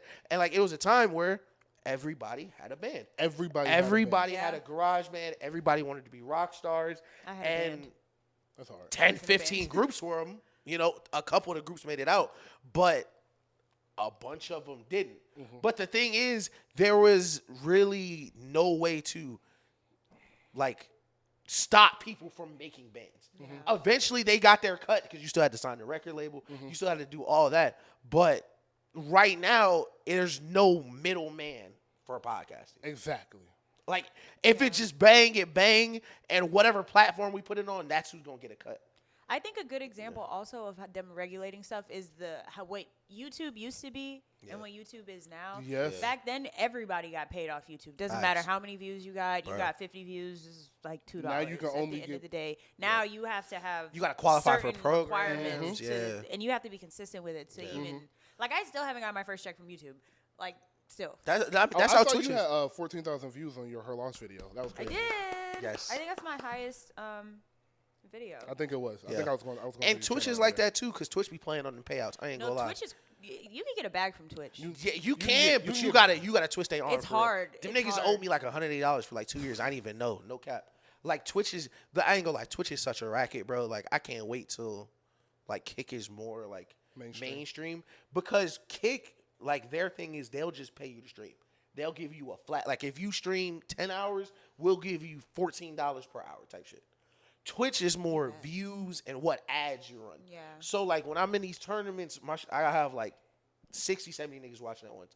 I'll run 3 ads, a minute each, and get $5 from that shit. Like, nothing from it. Like, nothing at all. And then you gotta go in and request your bread. It's such a racket. They still taking 50% off the top. Yeah. I can't stand Twitch, but it's so much money around that shit, and that's why you see so many people leaving.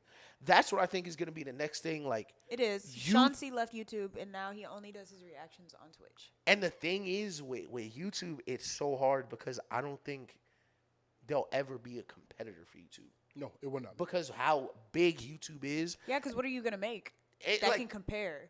And they got you Google can do behind anything them. on YouTube. They got Google behind them, too. Like, your initial... It's a literal cheat code. Literally. So, and you're seeing people like, man, I'm not finna... And, like, the real dark side of it is, like, YouTube would demonetize you, and that's just it. That happened to me. That happened to me because I wasn't posting for a minute, and then I didn't know that they had sent me an email to update my... information. Yeah. And then I was like, why am I not getting paid from this video? Why can't I turn on the monetization? Yeah. And they were like, yeah, well, you have to fill out again. And that just be it. That just be it. And some of them, like the Fresh and Fit niggas, got their shit brewing, got their shit demonetized, and they won't get it back. They cannot get it back. Yeah. Really? It's like, some of them just won't. I would crash out. Depending on what you talk about, that should just be it, bro. That's me with TikTok right now. Yeah. That shit is crazy. I think I'm getting shadow banned, but it's fine. I'm shadow banned on Twitter. I found that out the other day. I was super hype about that.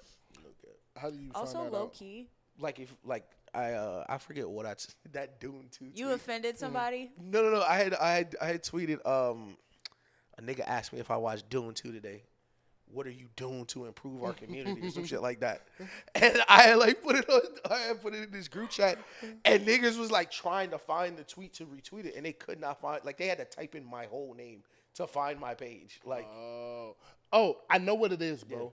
Yeah. It's because I said I know what it is. Like I researched this shit. I'm not sure, but this might be what it is. When I go to post the show, it won't let me tag you in pictures. Yeah. So it might have something to do with where like you're not you're not able to be found somehow because I don't have to type in your full name, but I can't like tag you on pictures. So you might want to go look in your settings to see something like that. Definitely, maybe. But I didn't tweet so much crazy shit. Like you have. Also, this is really off topic.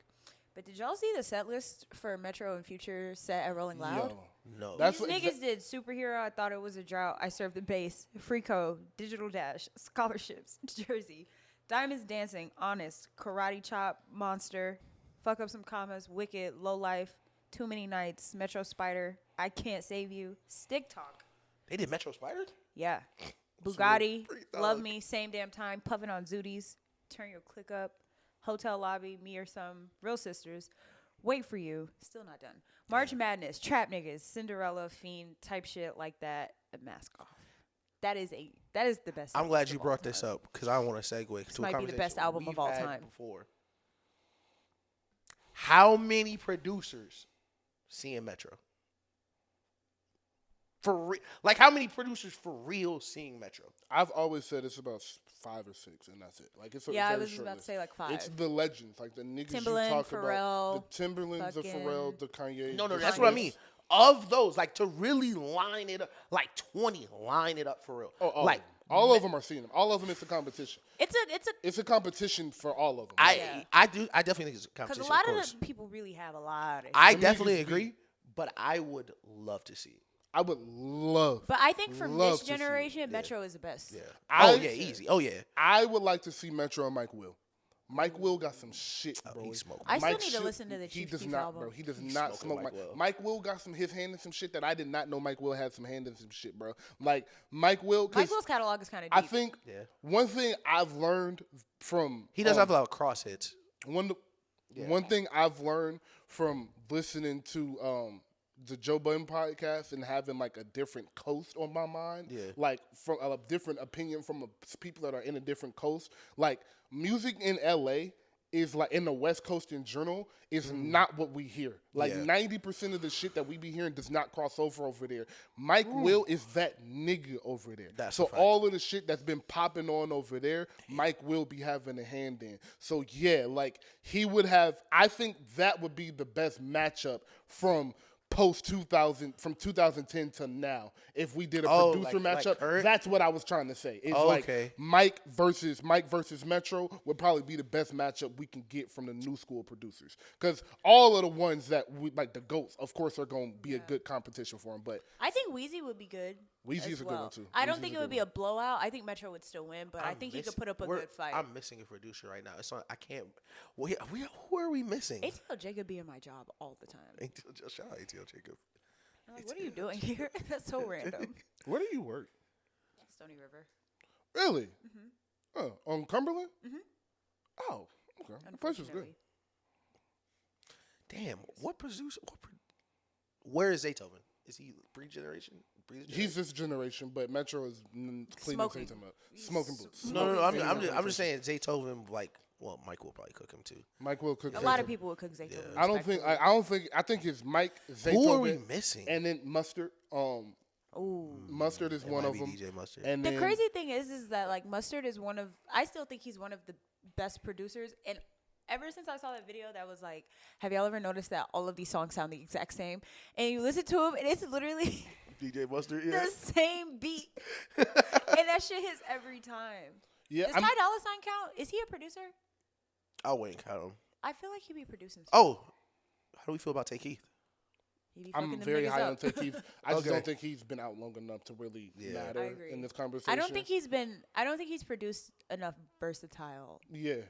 Like he got that's kind of what you were saying about Mustard. Like he got a song. Like if you need this specific song, go to Tay Keith. That kind of vibe. He hasn't really branched out. Metro can do. Metro and Mike Will have. Metro has done so many pop songs.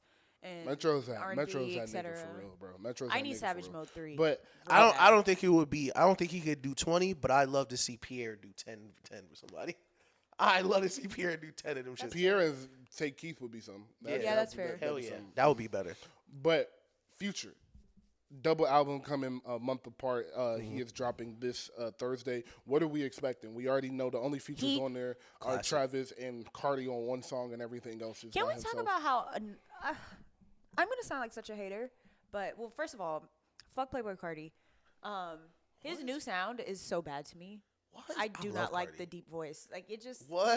I thought the baby voice was working for him, but I'm tired of these rappers putting out albums and having these same features. Oh yeah. Every single album, like That's even when I knew that they were dropping, but I don't know, it just bothers But me. Travis, It's like, but Travis making every album is kind of like. every time you're gonna have, But I know like- you're gonna have Don Toliver, you're gonna have Travis, you're gonna have We talked Cardi. about that. Like every album gonna have that. Travis Why can't we Scott branch? album I'm song. mad that like- Drake won't be on it because they're beef. But it's like, But Yeah. alas, like, Surprise me. what are we expecting? It's just my thing. Like, I understand. I would be being fine if tired there of were it, no but like- features. But like, Surprise me for real.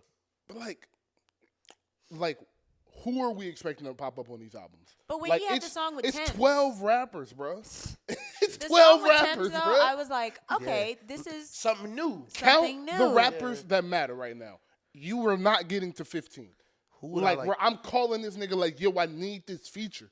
So it's like, who am I calling? Like, you calling Drake, you calling Travis, Gunna, Wayne, I'd like to call I'd Coach like a Ice. Ken Carson Future song. like yeah, Do y'all like listen sure, to Coach sure, Ice? sure. Coach That's Ice? what we'll get. That's who I'm gonna call. Yo, it's Future. Is Ken Carson available? Like, come on, dog. Hey, shout out Ken Carson, who I just found out is from Atlanta. I didn't know Ken Carson's from Atlanta. We always Yeah. win.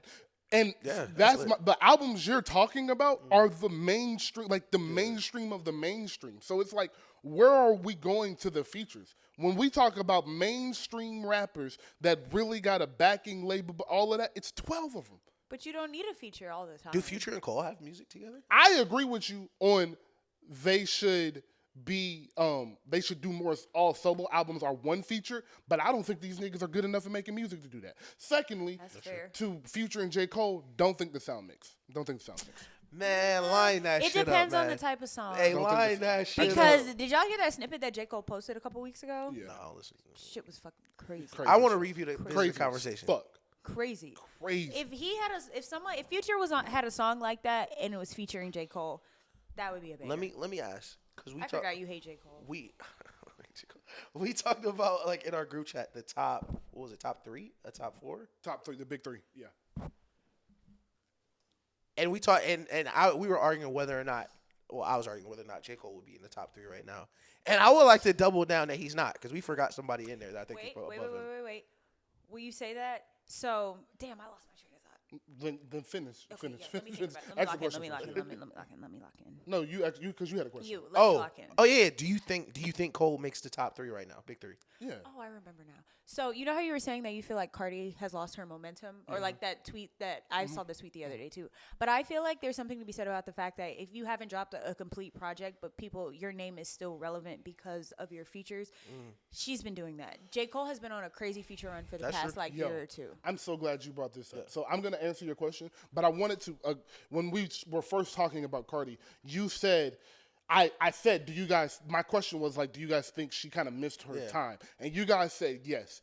No, I said no. No, we said no. I mean, yes, you guys said no. Yeah. And I was going to say, I don't know if the correct word is missed her time, but you guys were saying she's in a perfect position. I think she's in the scariest position possible because That if is this true. album isn't amazing, we're killing it. Yeah. Like, That's true. Yeah. this album, you haven't dropped since 2018, and the And that album album you won a dropped won a Grammy. Grammy. Yeah. Like, Yeah. if you don't capitalize on this, if you don't drop a fucking smash, we're killing you. I So think that's that- why I she forgot to hasn't say that. dropped. I forgot to say that. I think that's partially why she hasn't dropped, because I it's one agree. thing for your debut album to win a Grammy, and you're beating out Mac Miller, you're beating Yeah. out Travis Scott, you're beating Yeah. out all these people. So I feel like she's kind of testing the waters, and also like in between that time she did her and Offset's problems and her being a mom and having another baby, I feel like she's been kind of testing the waters. She was on the Turn Me Up. I'm trying to fuck. Point me. I can't think of the name of the song right now, Point but me that's to like the kind of sun. like a New York kind of beat. Yeah, she and look then drill. she's been on other songs that sound like this, other songs that sound like that. So I feel like she's kind of testing the waters. And now it's like this single came out. She posted the snippet last week. I listen to that snippet every day. I think she should have dropped. I think where they Cardi's team messed up was not dropping. She should have dropped after an WAP. EP. An EP, at least an EP. Even if you're Yeah. not ready for an album, you nervous to drop 12 songs, drop a 4-song EP Yeah. with WAP on it and 3 more of your I 3 more agree. singles solo songs. But to answer your question, to get back to our big 3 conversation, yes, J. Cole is the person that I am keeping there. I'm keeping J. Cole and Drake. The only person I'm So considering. Wayne, Drake, and Cole? Huh? Wayne, Drake, and Cole would be the big 3 for you? No. No, I mean like Future. right now. Future. Oh, right yeah, now. like Oh, right now. Like right now, Wayne right is Wayne was solidified in this decade. So this is for like that's why I don't count Kanye in my conversation because like if you start looking at what he dropped and what he did, like maybe you could. Yeah. He might be that It's third kinda person, retarded. but I kind of remove it because like you had 3 classic albums already. But yes, I say Drake, J. Cole, and Future are my 3. I take Kendrick out of my 3 because I don't think Kendrick has dropped enough music. I think if Kendrick's argument is he arguably dropped the best album maybe ever and of the decade and Get Kid, Mad City in that time, and he hasn't dropped a bad album.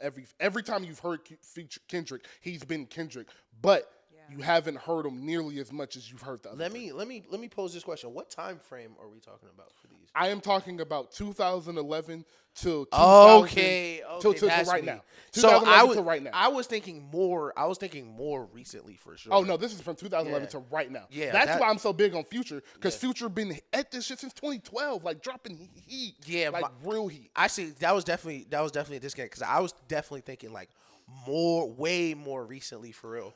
Because, okay. And the reason I brought it back up is you'll understand more now that we is because I don't think Kendrick or Cole are in that top 3 right now. Okay.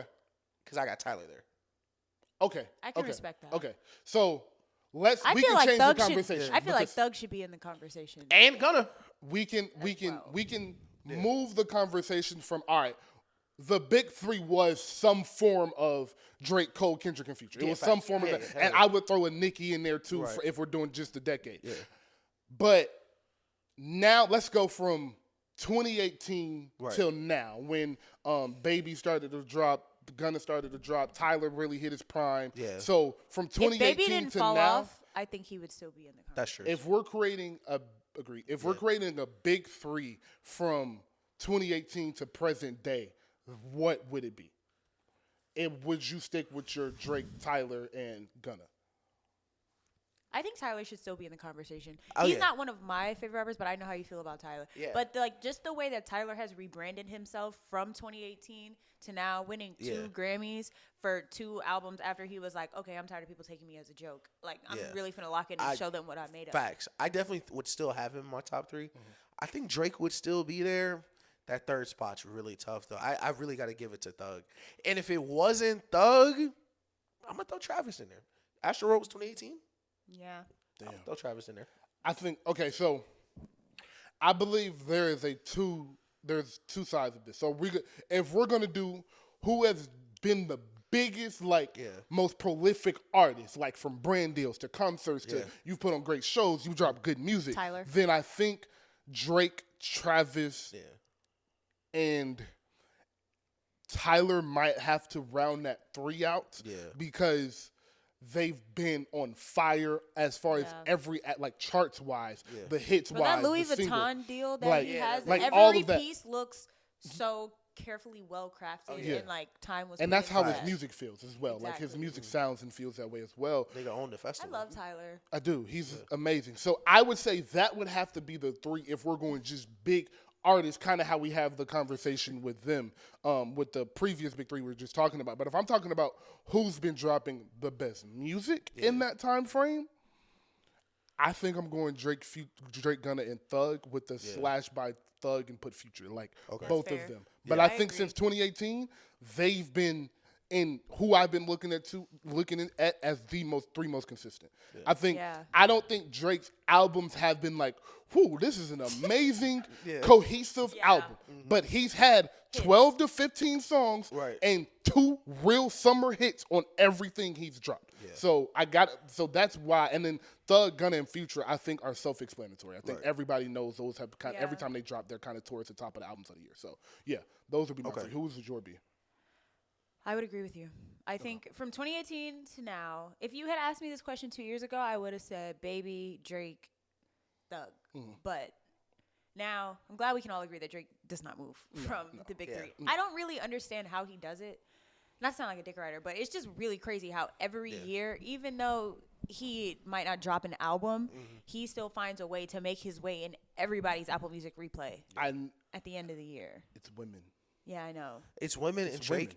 And Drake is he has just one like of the most crafted the ever. Science of making a fucking hit. It's a not science fair. To it. Because if you go listen to it, I can maybe one day that could be a nerd conversation we have is like how Drake's hits are actually crafted, because every one of them has like his what do we call them? His foreign hits, the one dances, the controllers, they have the certain bop, a certain BPM, a certain flow to them. He gets in a certain voice bag. His real way too sexy, the P power, like those type hits, like those hits have a certain bop and BPM to him, and he knows how to make. Wayne said this. This is how I'll say this. Wayne said that one of the best things about Drake was his ability to rap about anything and make it, make you want to hear it. It's like I could rap about my day in the office and make this shit sound like the most interesting shit in the world. Yeah. I think that superpower is put on the best display on his hits. The reason he is able to keep crafting these hits is because Drake seamlessly can connect. And I don't know what the fuck it is. I don't know if it's because that's why he keeps the Drewskis and the Benda Dons and the Lil Yachty's around him, so he knows what the fuck is going on. I think maybe that's why he keeps the young female audience around him as well. Even if I don't care what he's doing, like if he's not, look, there's nothing nasty going on. Like if he just liked them around, like he liked the young vibe around, because he knows that's who's pushing the hits forward. So I think what Drake has done, to answer your question about how he keeps doing this, is he has figured out how to be relatable in his hit music. Because the shit where he get the shit talking, like the last 6 songs he dropped on For All the Dogs, it's his album of the year, or when he get to talking crazy on Middle of the Ocean and shit like that, that's never what pops. That's my favorite Drake. The timestamp Drake, the rapping Drake, that's my favorite Drake. That's what I go to. Middle of the Ocean was my What's y'all's favorite timestamp song? But not to throw you 6 off. p.m. in New York. Do Not Disturb. I was done. That was my. If Do Not Disturb counts, Do Not Disturb is mine. That's 7 a.m. in Germany would technically be the name of that. So it would be 6 p.m. in New York. 6 p.m. in New York is out of this world. My answer to your question. Mine would be 5 a.m. in Toronto. Or 4 p.m. It's 4 p.m. or 6 p.m. One of them. 4 p.m. maybe. 4 p.m. But like how he does it, and we talked about this a little last week about like how artists and music have changed. Drake was the first social media superstar rapper. Mm-hmm. Yeah, that's true. And that's the thing, and that's why they're like he talked. I gotta get that Soulja Boy. And I was literally just about to say, I gotta give it to Soulja Boy. This is why it was different. Social media when Soulja Boy blew was not social media the way it is now. When Soulja Boy blew for real, you had to already have a social media. Like you needed to be online. Like Soulja Boy was like the first rapper to be on YouTube. Yeah. He was the first rapper to be like heavy on the MySpace. Now it's second nature to have social media. It's weird for you not to. Okay. And social media was like really now. Actually, I agree with you, because social media was really like becoming because like if Soulja Boy that's blew, when Twitter was first. Literally, like if Soulja Boy blew now, he'd be way bigger now. But because Drake was there right when everything it became, everyone needed social media. Everyone needed Apple Music. Everyone needed to be right here, right now when this dropped. I don't think it will ever be an artist to get to plateau like Drake has. Drake got to the top, and it's impossible for him to get smaller because he's not going to get less famous. He's not going to get less money. Even if keep making hits and but that's the thing. Relevant. Even if the music declines, his status will never drop far enough whether to hurt him as an artist. That's true. Because the numbers will always look good. Yeah, because Drake drops, doesn't matter if it's just him like reciting the alphabet. People are gonna tap in. For better or for worse, we can't hear it before it comes out. That's the bottom line. We gotta guess whether we gonna like it or not. And for everybody, no matter what they'll say about Drake, Drake gets the benefit of the doubt listen more than any other artist. Easily. Of all time. Easily. Everybody like he told Ye on that. I feel like Kanye does too. I think Kanye gets that. I think Kanye's right behind Drake in the benefit of the doubt listen. But the difference is Kanye's been crashed out so many times. He just keeps chopping at that number. That's facts. He just keeps chopping at that But the base. thing about Kanye is, even though considering everyone knows all his crash outs and stuff, it's like what. At the end of the day, Kanye say he's dropping an album. Everybody's gonna. No, that's a fact, and you saw that when Donda dropped. But the difference is Drake is like we talked about the system. I also think we have higher hopes for Drake when he drops than we do when Kanye drops. 1,000%. Just because In Kanye today's is still time. like we still view like Drake is like still actively making like. Kanye nice, bro. That last project was not. I think which one Vultures? It's like. I think we definitely have higher expectations when Drake drops, just because like Kanye has so much classic shit behind him, and we're still looking for more stuff from Drake. Yeah, I will say I think we always love to compare rappers to NBA players. I think what you said about LeBron on the show before last, how we said we'll never see any. I don't care about the GOAT debate. Yeah. We'll never see anybody be as good as LeBron for as good as LeBron was good. Like, he had the longest stretch of this nigga's crazy than anybody else ever. Yeah, I only watch surface level sports, and I agree with that. LeBron is one of the best. Yes. And he's 40 Something now. It's almost unsettling how long he's been this. This nigga just dropped like 40 points a few games ago. Like it's unsettling. It's unsettling. Like, I started watching LeBron when I was in elementary school. like he started in every All-Star game since 2004, bro. Like let's just call it spade. That nigga's stupid. But that's kind of why I was saying the Drake comparison fits with the LeBron, because I don't think we'll ever see anybody be as big as Drake and as consistent as Drake ever.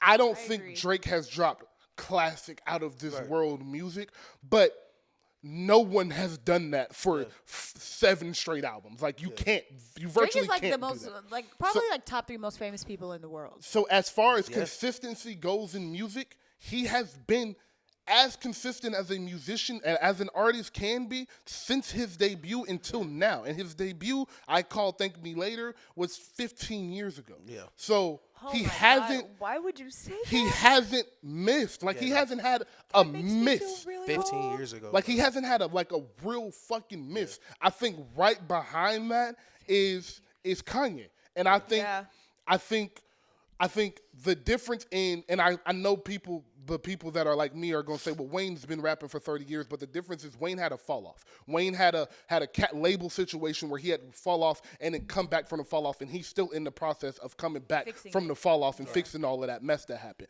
So that is why I keep Drake and Kanye in that, because it's like Wayne did to Michael Jordan and retired in the middle of his career. Yeah. Drake and Kanye and LeBron just stayed as consistent 20 years of it as possible. Like Kanye, 20 years, boom, boom, boom. So just outstanding consistency from all parties. Also, I think what also helps Drake's career is that all of the scandals that he gets involved with, for one, he doesn't address them, doesn't pay them any mind. He doesn't do interviews, so there's not really any room for him to fuck his image up. The only things that fuck his image up are things that people gather from things that they see online. Which and is Drake even doesn't cooler. really engage. He doesn't draw. He doesn't do, like, I think the most, other than the Meek and Kanye beefs, he doesn't really like feed into the bullshit that people be saying about him.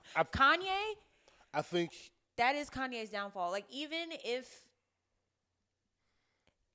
I don't know how to say it without sounding crazy, just, it literally was from the moment that whole thing happened with Taylor Swift, Kanye was not, his career was not the same afterwards. Like, he dropped My Beautiful Dark Twisted Fantasy and everyone was like, okay, this is like a really, really good album. And then he just started progressively getting worse. So now it's more so, if you listen to music and you love music, you know Kanye for that and you just tune it out.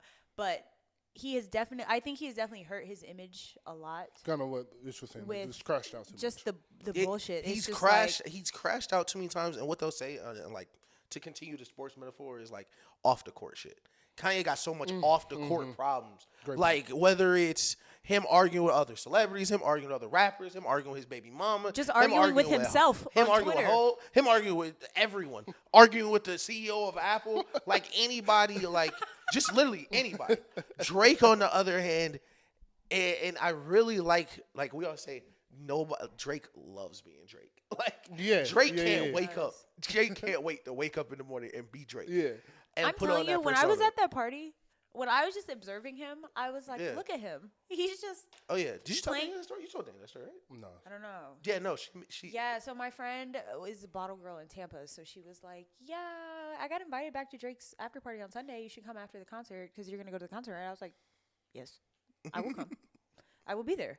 And he spoke to me, and then I just was observing him the whole time, and he just was just like, just the energy that he exudes. Like you can hear it in the music, but to see it 10 feet away from you in person, just how he maneuvers through crowds, just how he just is. It's like you're so Drake. Some people have, like, he has an it factor about him. Like, it's like some people were meant to be famous, like, Yeah. for lack of a better He's an phrase. And it's entertainer. crazy how he's He's- been famous his whole He's life. an entertainer for real. Do y'all Through watch and through. Degrassi? Through and through. No. Have y'all seen Degrassi? No. No, you have to see. I've seen you him have get shot. to see. I've seen him get shot. Is that? Crazy. That was the first episode I ever saw. I was like, "What is this?" I saw him get smoked. And that's Yeah. why when I first heard "Best I Ever Had" and I saw the video on MTV in the morning, I was like, He's an entertainer. Through "Is and through. that Jimmy? Yeah. That's funny. Jimmy Brooks." Yeah. And But just we've been- seeing him, we've been even dick in riding Drake too long. Degrassi, We've he been was. dick riding Drake too long. We have. Okay, we have. all right, But one even more. on Degrassi, he was a rapper, so I feel like it one more. it was meant for him to rap. But like that 6 months where like Drake was doing the comedy stuff, like I was like, he's built to be an entertainer. Like that, like the NBA All-Star game, him being mic'd up. And Bro, when he like, was on SNL, bro, yeah, I'm telling you, that shit was so funny. the skits that he be fucking doing wig. now, the skits he be doing now is. What was so that good, award but show that he he's was good. on The and he was ESPYs, hosting the it? ESPYs. He's That was good. some crazy. He's content. talented. I'm like, telling Drake you. is a Yeah. Swiss Army so knife, bro. unserious. Like, I it makes me furious. That nigga like, probably a lizard. Like, damn. He one of them lizard people. He probably a lizard. It's some of them. It's some people on this earth that I would hear or see them do something and just be like, yeah, you not from here. So Like, so let's be honest. Like if niggas came out and was like, yeah, we caught Hove being a lizard, you'd be like, oh yeah. yeah.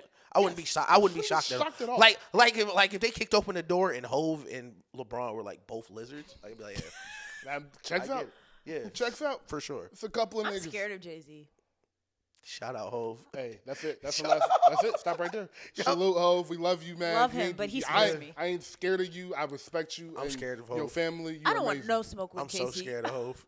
Anybody who will Salute, stab Hov. somebody in public and just go on about their day Jay-Z stabbed his brother in the in club. public. Salute, Hove.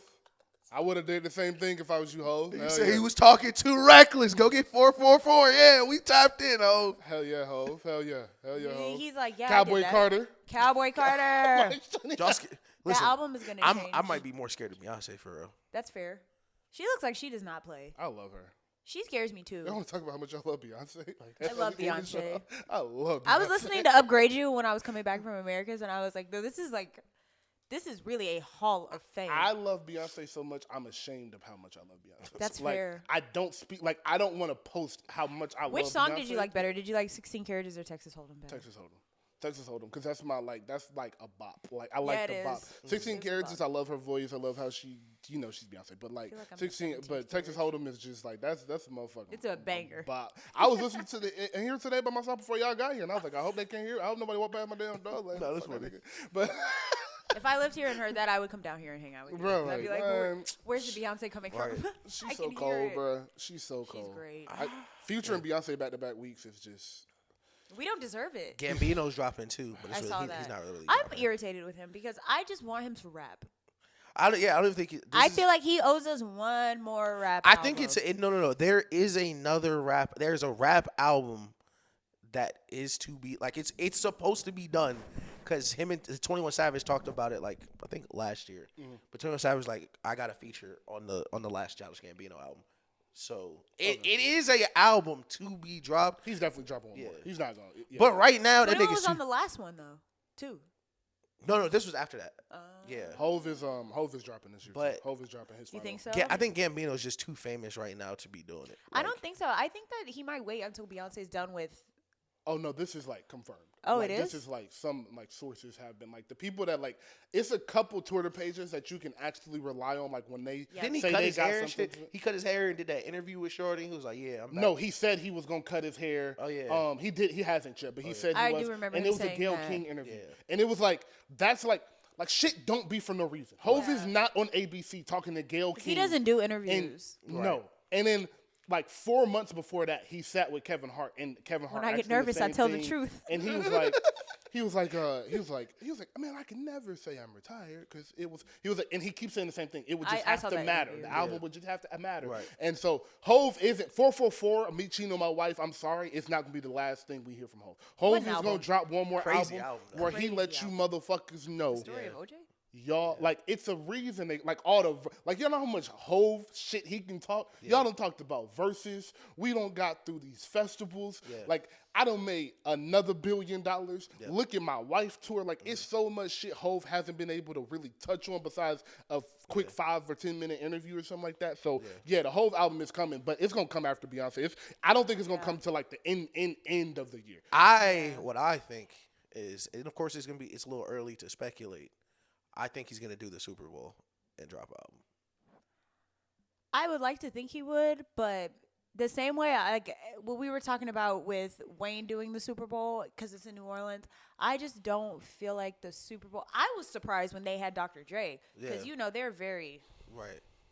Well, see, Jay-Z got on the board and changed all. no, but the thing is, I know, but I don't think he would put himself. He said that. They just asked him that. He said I can't do myself yet. he's capping. That's what he said. Yeah, but the thing is, they not paying people to do Super Bowl no more. Yeah, I know. They used to pay people to do Super Bowl, so they used to be able to pick and choose for real. Did y'all already talk about Usher's album? No. I swear. Yeah, That we'll was talk my about last shit. topic. No, I we'll was talk about to about ask you. Oh, about okay, that good. before. Because I got some shit to say. Go ahead. But you can finish I don't your- like Usher. No, Go ahead. finish. Go ahead. Finish. No, finish ish because I do want to end this conversation. But no, Because you gotta I have think it I ready. think he's going to do the Super Bowl and do a rollout, and that'll be his last album. I think that'll be his last. I think that'll be his last Jay-Z thing I think him and Beyonce are going to retire at the same time. for I sure. completely disagree with that. Because Well, I mean, she still has to drop Act 3, but I that's mean, why. Like I think he's coming this year. rappers so just lie so much that I just don't I believe think anything. Hov- I mean, Hov drop is going Act 3 to in do. February, like next February. Hov is going to drop it on 10 p.m. on a Thursday night. randomly. Hey, I'm dropping an album, and the album is going to come out, and that's going Change to the be game it. with that He's not digital going to do a drop. show. That's He's not crazy. doing the Super Bowl. Hov is going to drop this album, and the music will be enough. Speak for hard. yourself. That's but the I do rollout. need to the see music Jay-Z. is the rollout. The fact I that I gotta see haven't seen Jay-Z. Jay, there's only like 3 people that I have not seen that are like. I big want to names go that see need to Hov. see. And I want to listen, see Jay-Z. this is so a very bad. pro Beyonce space, so I want to get through this Pro sentence. Beyonce. I want to go see Hov, but he touring with Beyonce and it's tripling the price. No, because let's talk about That shit is killing let's me, talk bro. about how greedy Them they are. tickets is ridiculous. Because boy. for you to you guys toured together once, and you said, that's not enough. Yeah. Let's do it On the again. run 2, Yeah, like, bro. I have no money Like, bro, it's 4 racks to get in here, dog. just to breathe in the same space as you. I don't think Hov will do another tour, Yeah. but I could see Hov. Actually, I don't even think He might I headline can't a festival. I see Hov doing one of 2 things: 4 dates. Yeah. New York, Atlanta, L.A., Miami, Mm-hmm. or Stop, I was just about to say Miami. I'm going to do a New York residency, I was and I'm gonna going s- to yeah. do 10 shows over a 2-month span At the Barclays? At the Barclays. Yeah, or MSG. I can see him doing something Oh, like yeah. that. But whatever and what the fuck ever it is, I am in the building. I'm going to see Hov. Like, there is no I way don't care can what live I my have to life and do. not see No, that nigga I perform agree, live. but I'm just I'm worried he's gonna gonna be bring there. Beyonce. Like, I don't care if I have to sell a kidney. Like I'm in that I will bitch. be in the building. like it's gonna be like, oh yeah, Hov doing 4 shows in New York featuring Beyonce. Like, why did Or you he get could do like A-Racks? the one night only thing, like what Justin Timberlake did. Did y'all see his tiny desk? No, No. I like Justin Timberlake a little bit. I don't. He did the hits.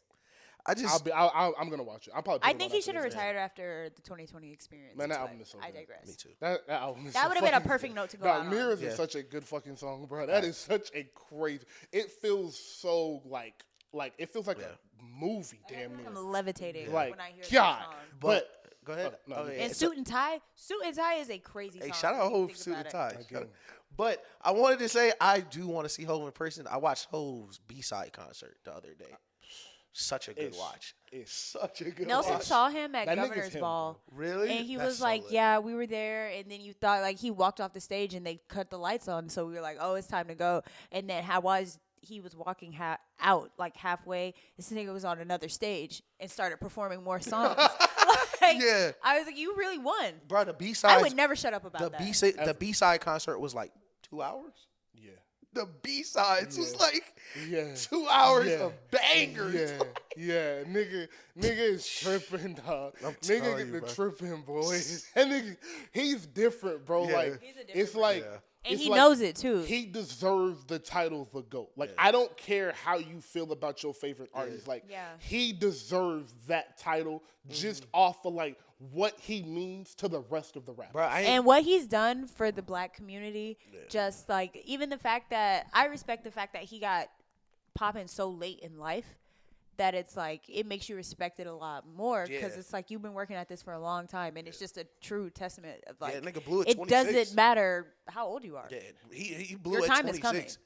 But I 1000% agree with what you're saying. Like how he is like, and you can see it when I'm telling you, I love Hove. Like he got on that Drake shit. He said even I'd be a Hove fan. Like he is, bro. Hove is like. It's like, what's that meme of the nigga looking at the earth? And he like, oh, wow, it's always been this way. It's like growing up, it's like, oh, Hove's the GOAT. Oh, yeah, It's always been was. that. It's He always been that for was, me, bro. Like that's a conversation I wish I could, like, You can't have a have with an conversation with older everybody. nigga, like, that's really into music. Like who was the nigga that was your Hove? Because, like, all of my favorites turned into the GOAT, and now I'm looking at them as GOATs. Hove, I came out, and when He's I the knew blueprint. about music, No pun intended. Like, hey, it's Hove. It's Hove and everybody else. Like, It's bro, I always was that. listening, like, because you know I love Wayne Run This Town. But I was on the way here. I listened to the regular Run The This song Town. is so crazy. And I was like, God damn, Jay-Z was getting this shit off. Bro, he was going in. That flow he was using was The ridiculous. second verse, Man, Jay-Z and Rihanna. he's don't nice, miss. bro. The dude is nice, bro. that nigga Like, said, and they ain't spending no cake. They should throw their hand in because they ain't got no spades. Oh, my God. Shout out Have y'all Hov, bro. seen that debate? Also, not to get off topic because I know you have your meeting in a little bit, but the debate that's like, would you pick Jay-Z, Kanye, and Rihanna, or Drake, Wayne, and Nicki? Oh, yeah. yeah. Niggas know what I'm That on. scares me. Niggas know what I'm on. Like, what are we talking about? Like, just for careers? Like, Yeah. we're comparing them all the time? We doing the verses? Musically. Group A or Group B? Niggas And I think that's a really difficult. I think it's such a fun conversation. difficult choice Because they are like on such different side of the spectrums from each other, but the exact same. Right. Like Hove is a wizard with the words, and on beats, his flows are just like, what the fuck? How did you?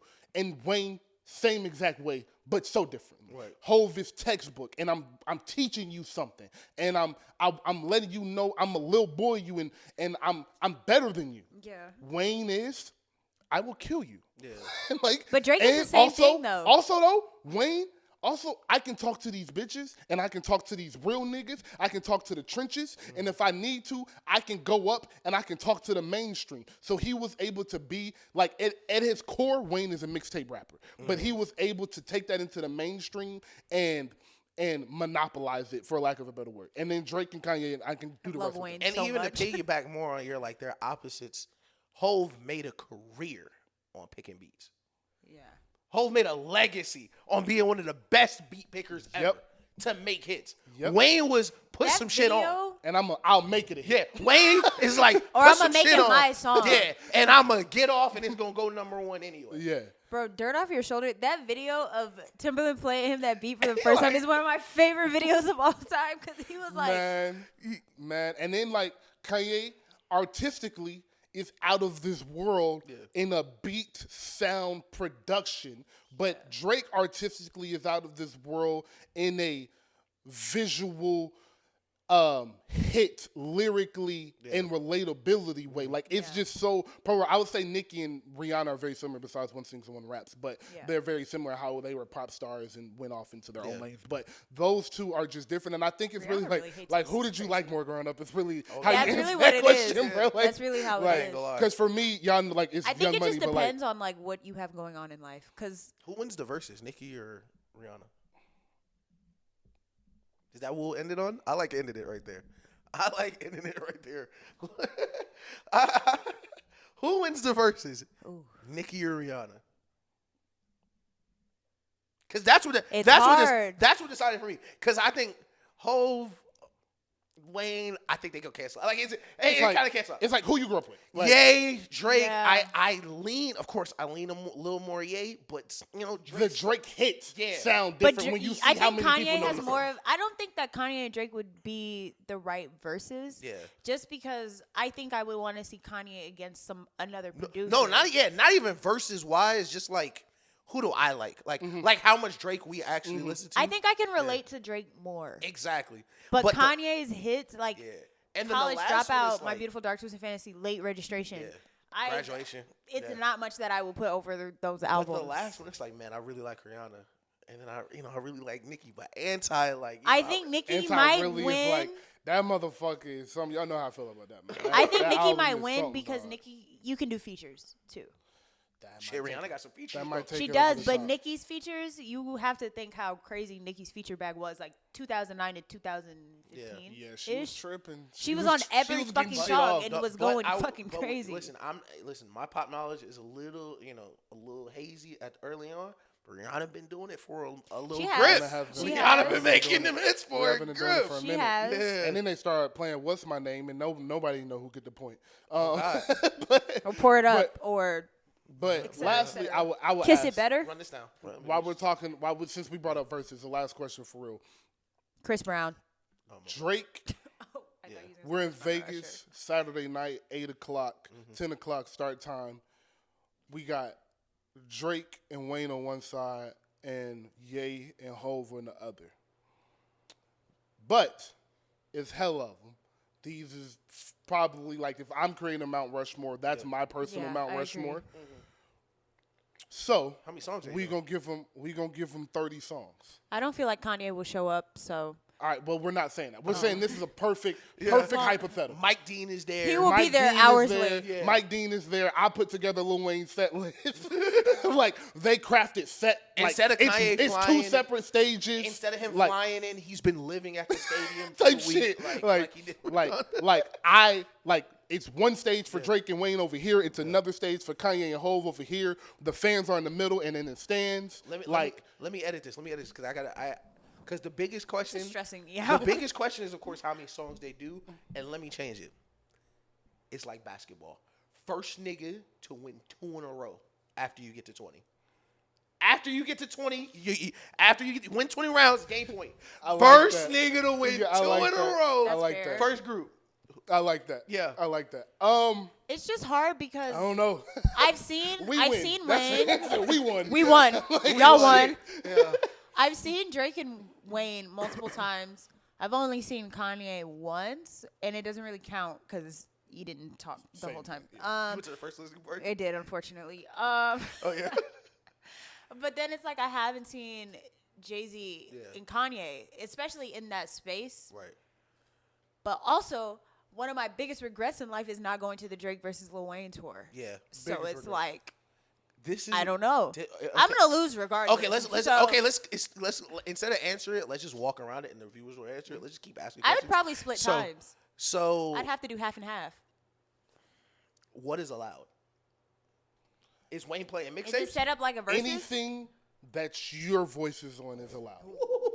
Anything that your voice I need to is see on. the set list first Sheesh. because if Wayne gets up there doing like no ceilings That's and what the I'm drought 3 and Anything shit, your That's- voice is on that's is such a- allowed. But Your here's voice? the caveat. Your voice. Okay. Here's the caveat. Here's the caveat. Kanye West gets to play 2 songs he produced, but it takes away from the 20. Okay. He gets to play Okay. 2 songs he produced. And you have to play 5 songs y'all are on together. Oh. So it can't just be 10 Drake songs and 10 Wayne songs. We gotta have some Drake Dude, and Wayne Kanye and some Kanye. and See, I have can't an album think right now. together. No, when you say that, They see, haven't that many songs. They have an album together. when you say that, That is true. it swings it to Kanye and Hov for me, because I think, and feel free to respond. Of course, you're gonna know, but viewers in the comments, if you feel differently, I think the 5 best Ye Hov songs are beating most of the best Wayne and Drake songs. I don't know about that. I don't think the gap is far. What's the best Hov and Wayne song? What's the best Drake and Ye song? I mean, Off Ye. top, Oldest or Niggas in Paris would be one of my Okay, first. that's what I was making sure. I was Oh making sure. yeah, I was Watch the making sure we're Throne. the same I don't thing. know how I completely forgot Yeah, about one of the yeah. best albums of all time. Yeah, I was. It's the wine. I was just. I was thinking that. I was Now thinking. that's Niggas in not Paris. fair. So That's not fair. Why would you? That's put what I'm that saying. up? Like those would be like if you gotta play 5 for I your need to hear duo, Gotta Have It live at some point Bro. in my life before I die. Prime I don't time. feel I was like listening my to Prime life would- Time on the way here. If you ain't heard that, go get it off the deluxe.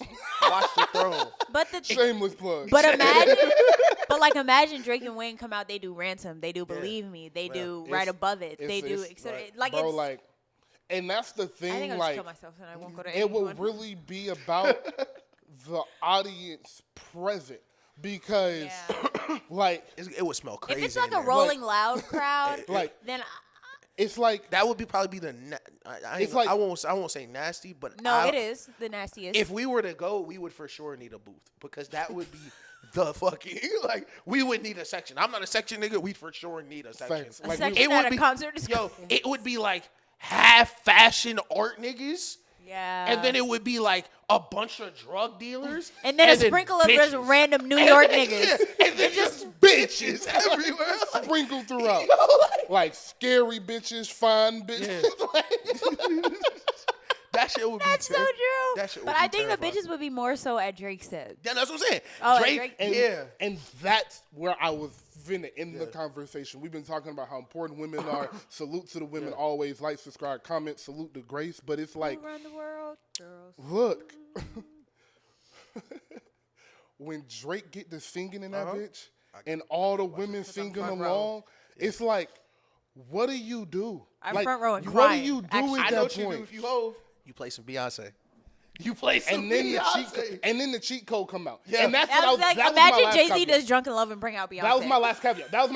And You can't bring Kanye's out on any Drunken guests. Love. That would count as one of You their can't- 5 Ooh, songs. and they bring out The Weeknd. You Yep. can't bring out any guests would be my caveat Okay, in this okay, too. okay. Like That's fair because that's like, not fair. And it's not fair to bring out Beyonce for one, but just let's just call it spade a spade. That's not cool. Like, it's not cool to do that. But Yo, the beat start playing and she walk out. They look over like, bruh, what the fuck? And then they just start playing all their hits together. like okay, let's chill. Let's bring in some reality. But it's like At some point, we gotta be serious. we've been the show would be focused on them, so no guests. But you could play songs they were on, so they could play the Drunk Along song. Beyonce just come out and perform it. So like Wayne and Drake could perform "I'm on One." DJ Khaled just can't come out, which I'm not sure if we care about. But I just wanted y'all to know he couldn't. I was just about to say that's fine. But yeah, we'll wrap up here. This went longer than I thought it was. I have a meeting in 10 minutes. I shouldn't have said that again. I gotta take that last part out. 10 points. This has been episode 69. We are the show about nothing. That is I am D-Rock. That is Ish. That is Grace G6, as I like to call her. Episode 69 is in the books. We will be back in about 10 days with our next episode. I'm going to Vegas on Thursday, so I won't be back. So it'll be the Monday after that. But we'll be back soon. Y'all keep subscribing. So Please bring me back some In and Out. Keep subscribing. Salute. We love you. Ma, have a beautiful blessing. Bye. Time,